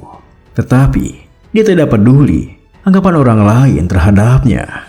Dia memenuhi tugasnya sebagai bagian keluarga keisaran dan mendedikasikan diri dalam belajarnya lebih dari siapapun. Namun dia dijebak dengan alasan mengkhianatan oleh orang-orang yang membenci dia, lalu diusir dari kekaisaran sekaligus keluarga kekaisaran. Rumor mengatakan dia mati seorang diri karena penyakit di sebuah pulau. Itu sebabnya orang-orang manggil dia sebagai putri tragis. Seandainya dia tak serakah, dia biasa saja hidup bahagia. Akan lebih baik jika dia hidup tanpa ambisi apa-apa. Mendengar cerita itu, Kairam yang menemani Xian dalam pemberantasan monster yang menginvasi di sana. Kairam membalas, bukannya itu yang selalu dikatakan ayahmu di kehidupan masa lalumu? Xian membalas, beda, seperti itulah politik di kekaisaran.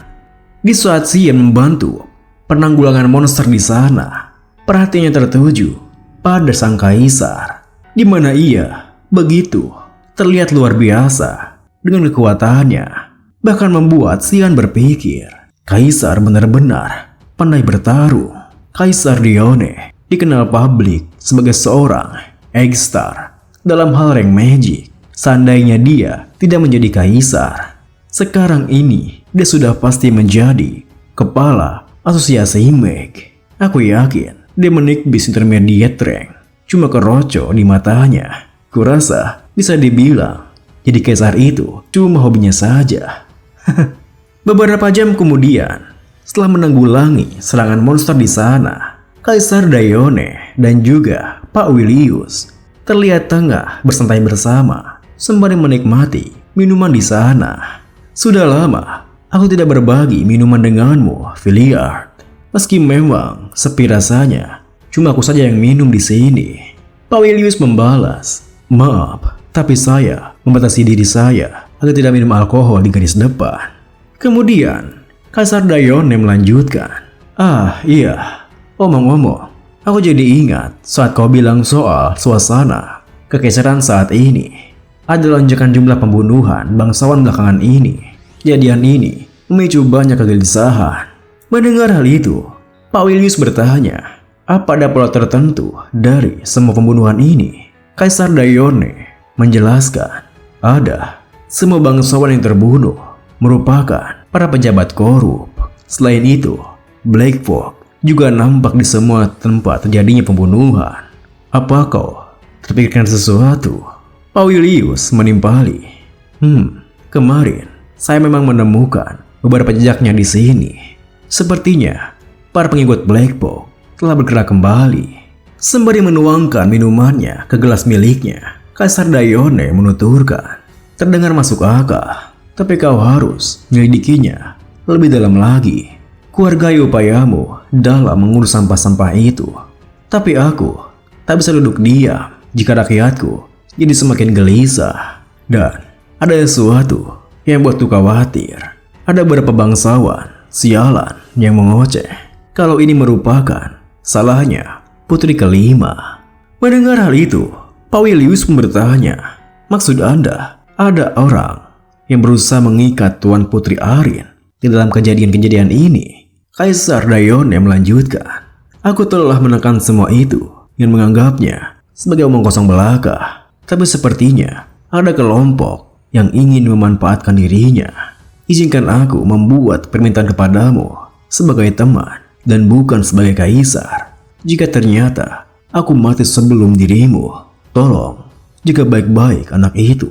Mendengar permintaannya, Pak Willius pun dengan hormat membalas, saya, Willius Ford, berjanji akan melaksanakan tugas yang mulia hingga tuntas. Sementara itu, dikala hujan turun di lembah Lemea, di tenda milik Xian, terlihat Emily yang sangat terkejut ketika mendengar cerita Xian tentang Putri Arin yang ia temui sebelumnya. Hah? Itu saja? Sembari bersiap-siap untuk kembali berlatih, Xian membalas, memangnya apalagi yang kau harapkan? Emily menimpali, dia itu putri kekaisaran loh. Kamu akhiri pengawalannya sampai di sana saja. Kalau begini caranya, Anda takkan pernah bisa menikah. Melihat sikapnya, Xian berpikir, lah, aku kan tidak sedang berkencan. Kemudian Xian pun bersiap untuk pergi, sembari berkata, sudahlah, intinya selagi aku pergi, ku percayakan padamu untuk mengurus sisanya. Mendengar hal itu, Emily yang khawatir dengan keadaan tuannya membalas, Anda mau latihan lagi? Padahal hujannya sedang deras sekali ini. Xian pun yang tidak peduli dengannya membuka tirai tendanya, menimpali. Jangan khawatir, itulah duluan saja, jangan tunggu aku. Namun, dikala Xian akan melangkah keluar, ia dikejutkan ketika melihat seseorang yang melangkah masuk ke dalam tendanya. Dan ternyata, itu adalah Putri Arin sendiri. Kamu mau pergi kemana? Maaf, kalau kamu tidak sedang sibuk, apa kita bisa ngobrol? Tentunya, melihat Arin di sana, Emily pun langsung bersemangat. Tuan Putri! Saat kemudian, Putri Arin yang kini telah masuk di tenda Xian menuturkan, sudah berapa lama kamu ada di sini? Xian pun yang tidak jadi keluar untuk berlatih membalas, ya, kira-kira sebulan. Kenapa kau datang menemuiku? Melihat sikap Xian yang tak ingin basa-basi, Putri Arin pun sempat tersentak. Lalu, sembari melihat ke arah Emily, yang mana terus merhatikan mereka, sang putri berkata, boleh tinggalkan kami dulu sendiri. Dari tadi, kamu terus-terusan menatap kita. Melihat tingkah Emily yang terus-terusan menatap mereka, seakan mengharapkan sebuah keadaan romantis, Xian pun berkata, Emily, keluar dulu sebentar. Emily sendiri yang salah paham dengan mereka, kini keluar dari tendanya. Iya, nikmati waktu kalian berdua ya. Mendengar hal itu, Xian pun berpikir, menikmati waktu dengan anak umur 10 tahun. Ini, lagi pula umurku 40 tahun anjing. Kemudian setelah kepergiannya, Putri Arin yang nampak malu-malu menuturkan, maaf, soal yang terjadi barusan. Rasanya tingkahku tidak mencerminkan seorang putri kekaisaran. Xian membalas, ya, tak usah dikhawatirkan. Aku juga minta maaf karena sudah kurang ajar padamu. Lalu Putri Arin melanjutkan, kalau aku jadi kamu, aku pasti sudah mengatakan hal yang serupa. Tidak sepertiku. Kamu diakui oleh banyak orang dan kamu juga lebih dewasa. Mendengar hal itu, Xian pun sempat menyipitkan matanya berpikir, jadi kepribadian semacam ini yang ia miliki. Lalu Putri Arin melanjutkan, nanti kamu juga akan masuk ke akademi kan? Mari kita Namun sebelum Putri Arin menyelesaikan kalimatnya, Xian langsung menyelanya, maaf, tapi aku yakin aku tak bisa membantumu. Kalau kau kesini untuk membuat teman, tolong pergi saja. Tentunya perkataan Xian membuat Putri Arin tersentak kaget. Aku cuma ingin kita punya hubungan yang baik. Kamu jahat. Apa kamu juga beranggapan kalau aku ini cuma cangkang Tuan Putri semata? Melihat ekspresi wajah Tuan Putri Arin yang begitu menyedihkan, Xian pun tak bisa membalas perkataannya. Lalu Putri Arin melanjutkan, aku paham, kurasa memang tak ada gunanya berteman denganku. Maaf, sudah menyia-nyiakan waktumu. Aku sudah berpikiran dangkal. Aku pikir kita setidaknya bisa mengobrol. Tapi kamu benar-benar berbeda dari Sir Asel. Mendengar hal itu, seketika itu juga tubuh Xian bergetar. Bahkan dirinya menghentikan Tuan Putri Arin yang melangkah keluar, berniat meninggalkan tendanya. Tentunya perubahan sikap Xian padanya membuat Putri Arin semakin kebingungan.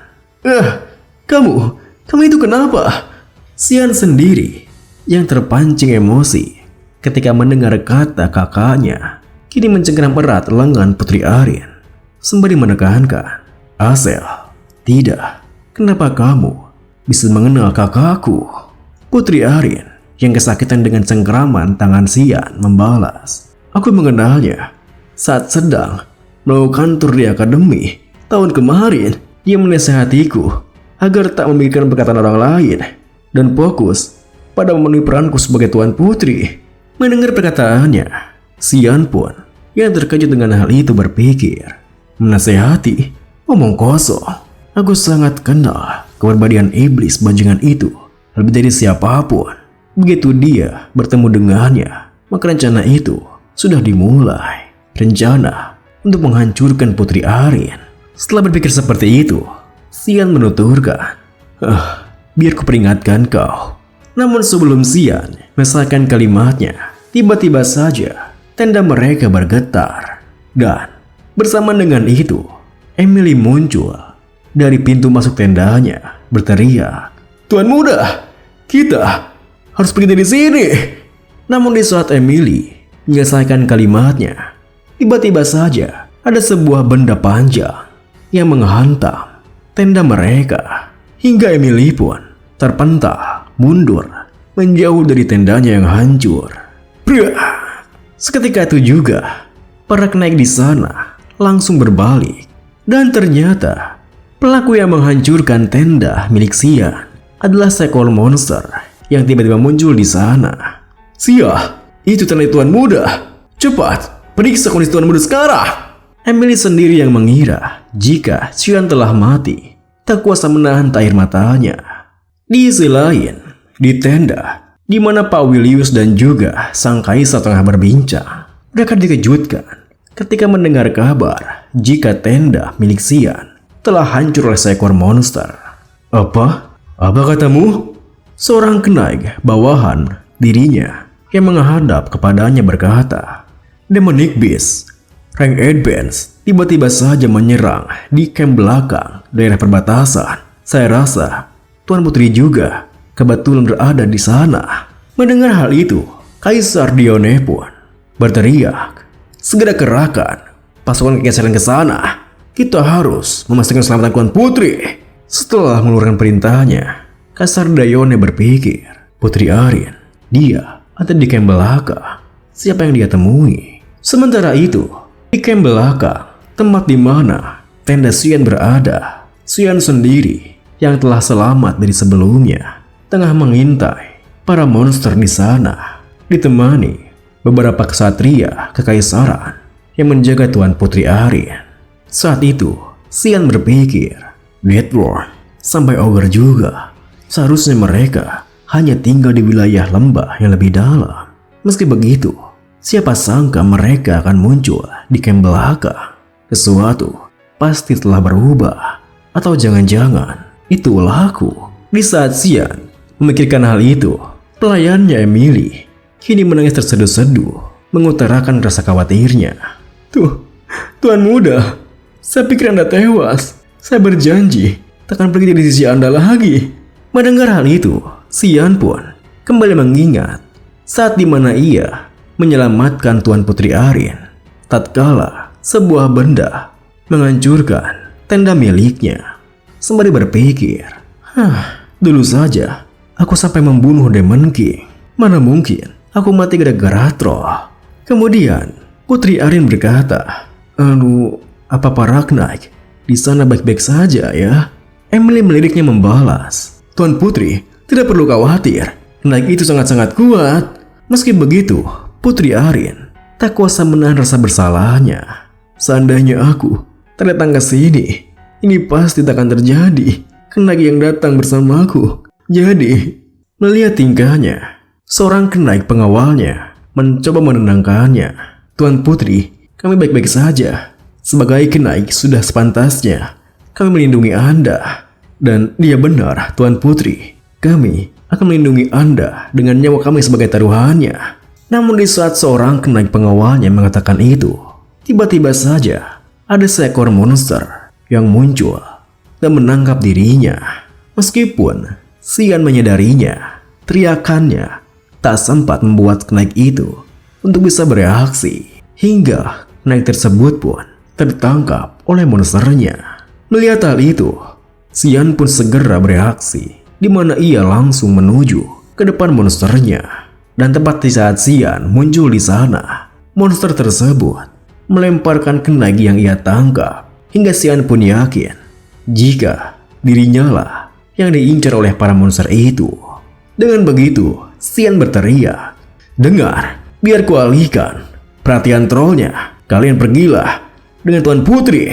Mendengar teriakannya, Emily pun segera membawa Tuan Putri di pangkuannya, lalu berlari pergi dari sana. Hei Tuan Knight, ayo pergi jadi. Sedang apa? Melihat tingkahnya yang langsung berlari pergi meninggalkannya, Xian pun hanya bisa merasa kesal karena menyadari jika Emily ternyata memang sangat ingin pergi meninggalkannya.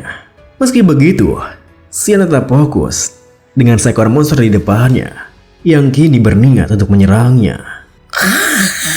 Sebelum monsternya bisa menyerangnya, Xian pun bergerak lebih dulu, di mana ia menargetkan kedua tangan monsternya.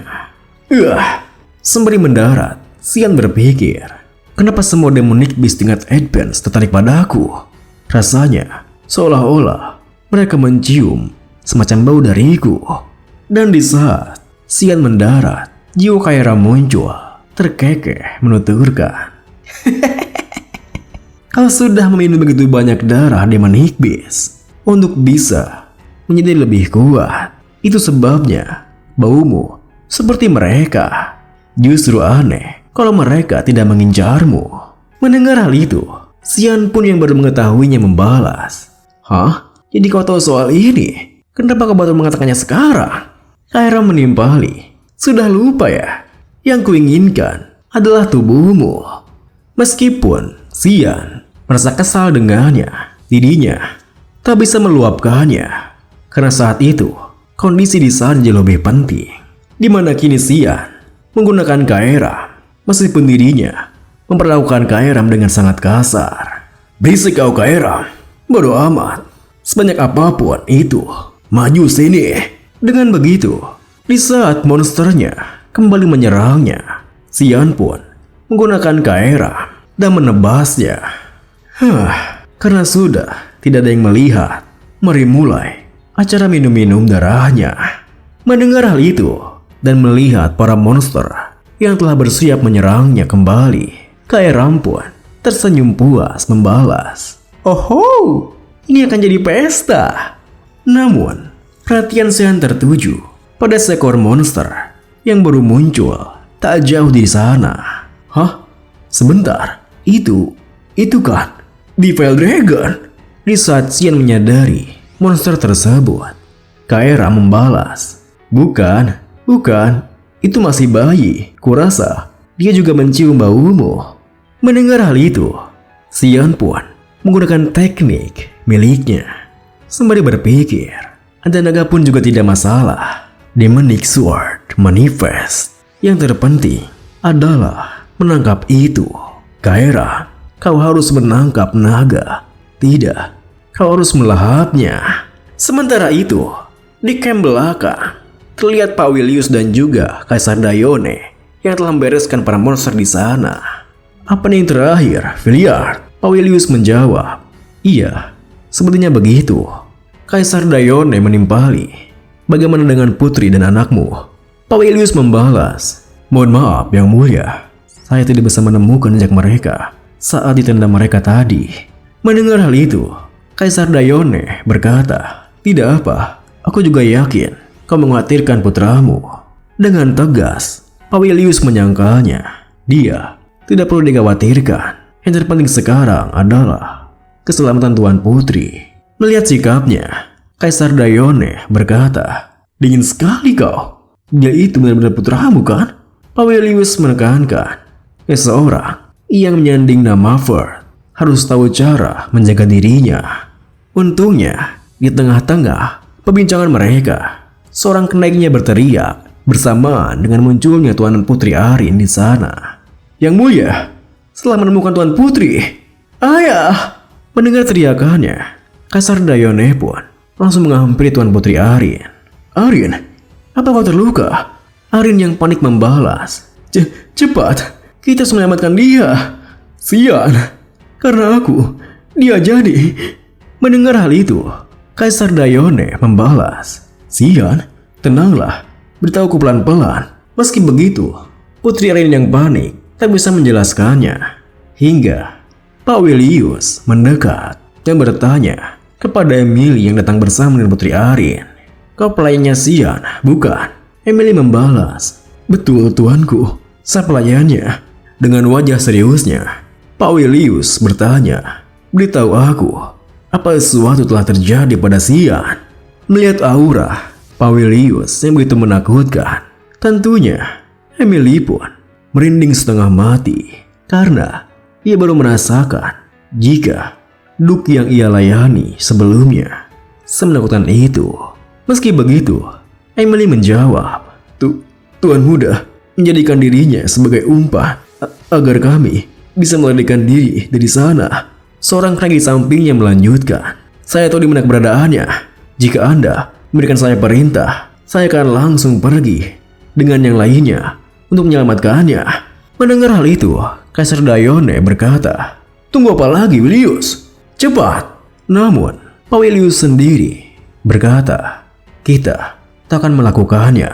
Tentunya, perkataan Pak Willius membuat Kaisar Dayone, bahkan Putri Arin, dan juga kenaik di sana terkejut. "Lihat, kau serius?"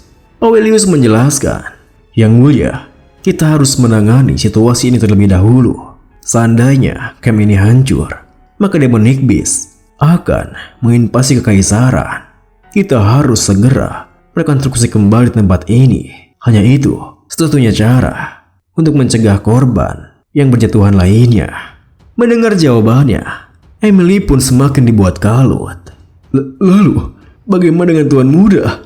Pak Willius melanjutkan, "Sian, dia sudah melakukan tugasnya dengan membantu evakuasi Tuan Putri. Seperti itulah seorang Ferd." Tentunya, perkataan Pak Willius membuat Tuan Putri Arin tak sanggup menahan air matanya. Bahkan dia berpikir, Kenapa ini? Tidak, ini semua karena aku lagi." Di tengah suasana yang begitu panik, sekaligus mencekam dan tegang, tiba-tiba saja terdengar sebuah auman yang begitu luar biasa. Dan di saat mereka melihat ke arah langit, di mana auman itu terdengar begitu jelas, mereka bisa melihat sesosok naga yang terbang melintas di atasnya. Dan yang lebih menyukainya lagi adalah di kaki kiri naganya terlihat Xian yang menempel di sana.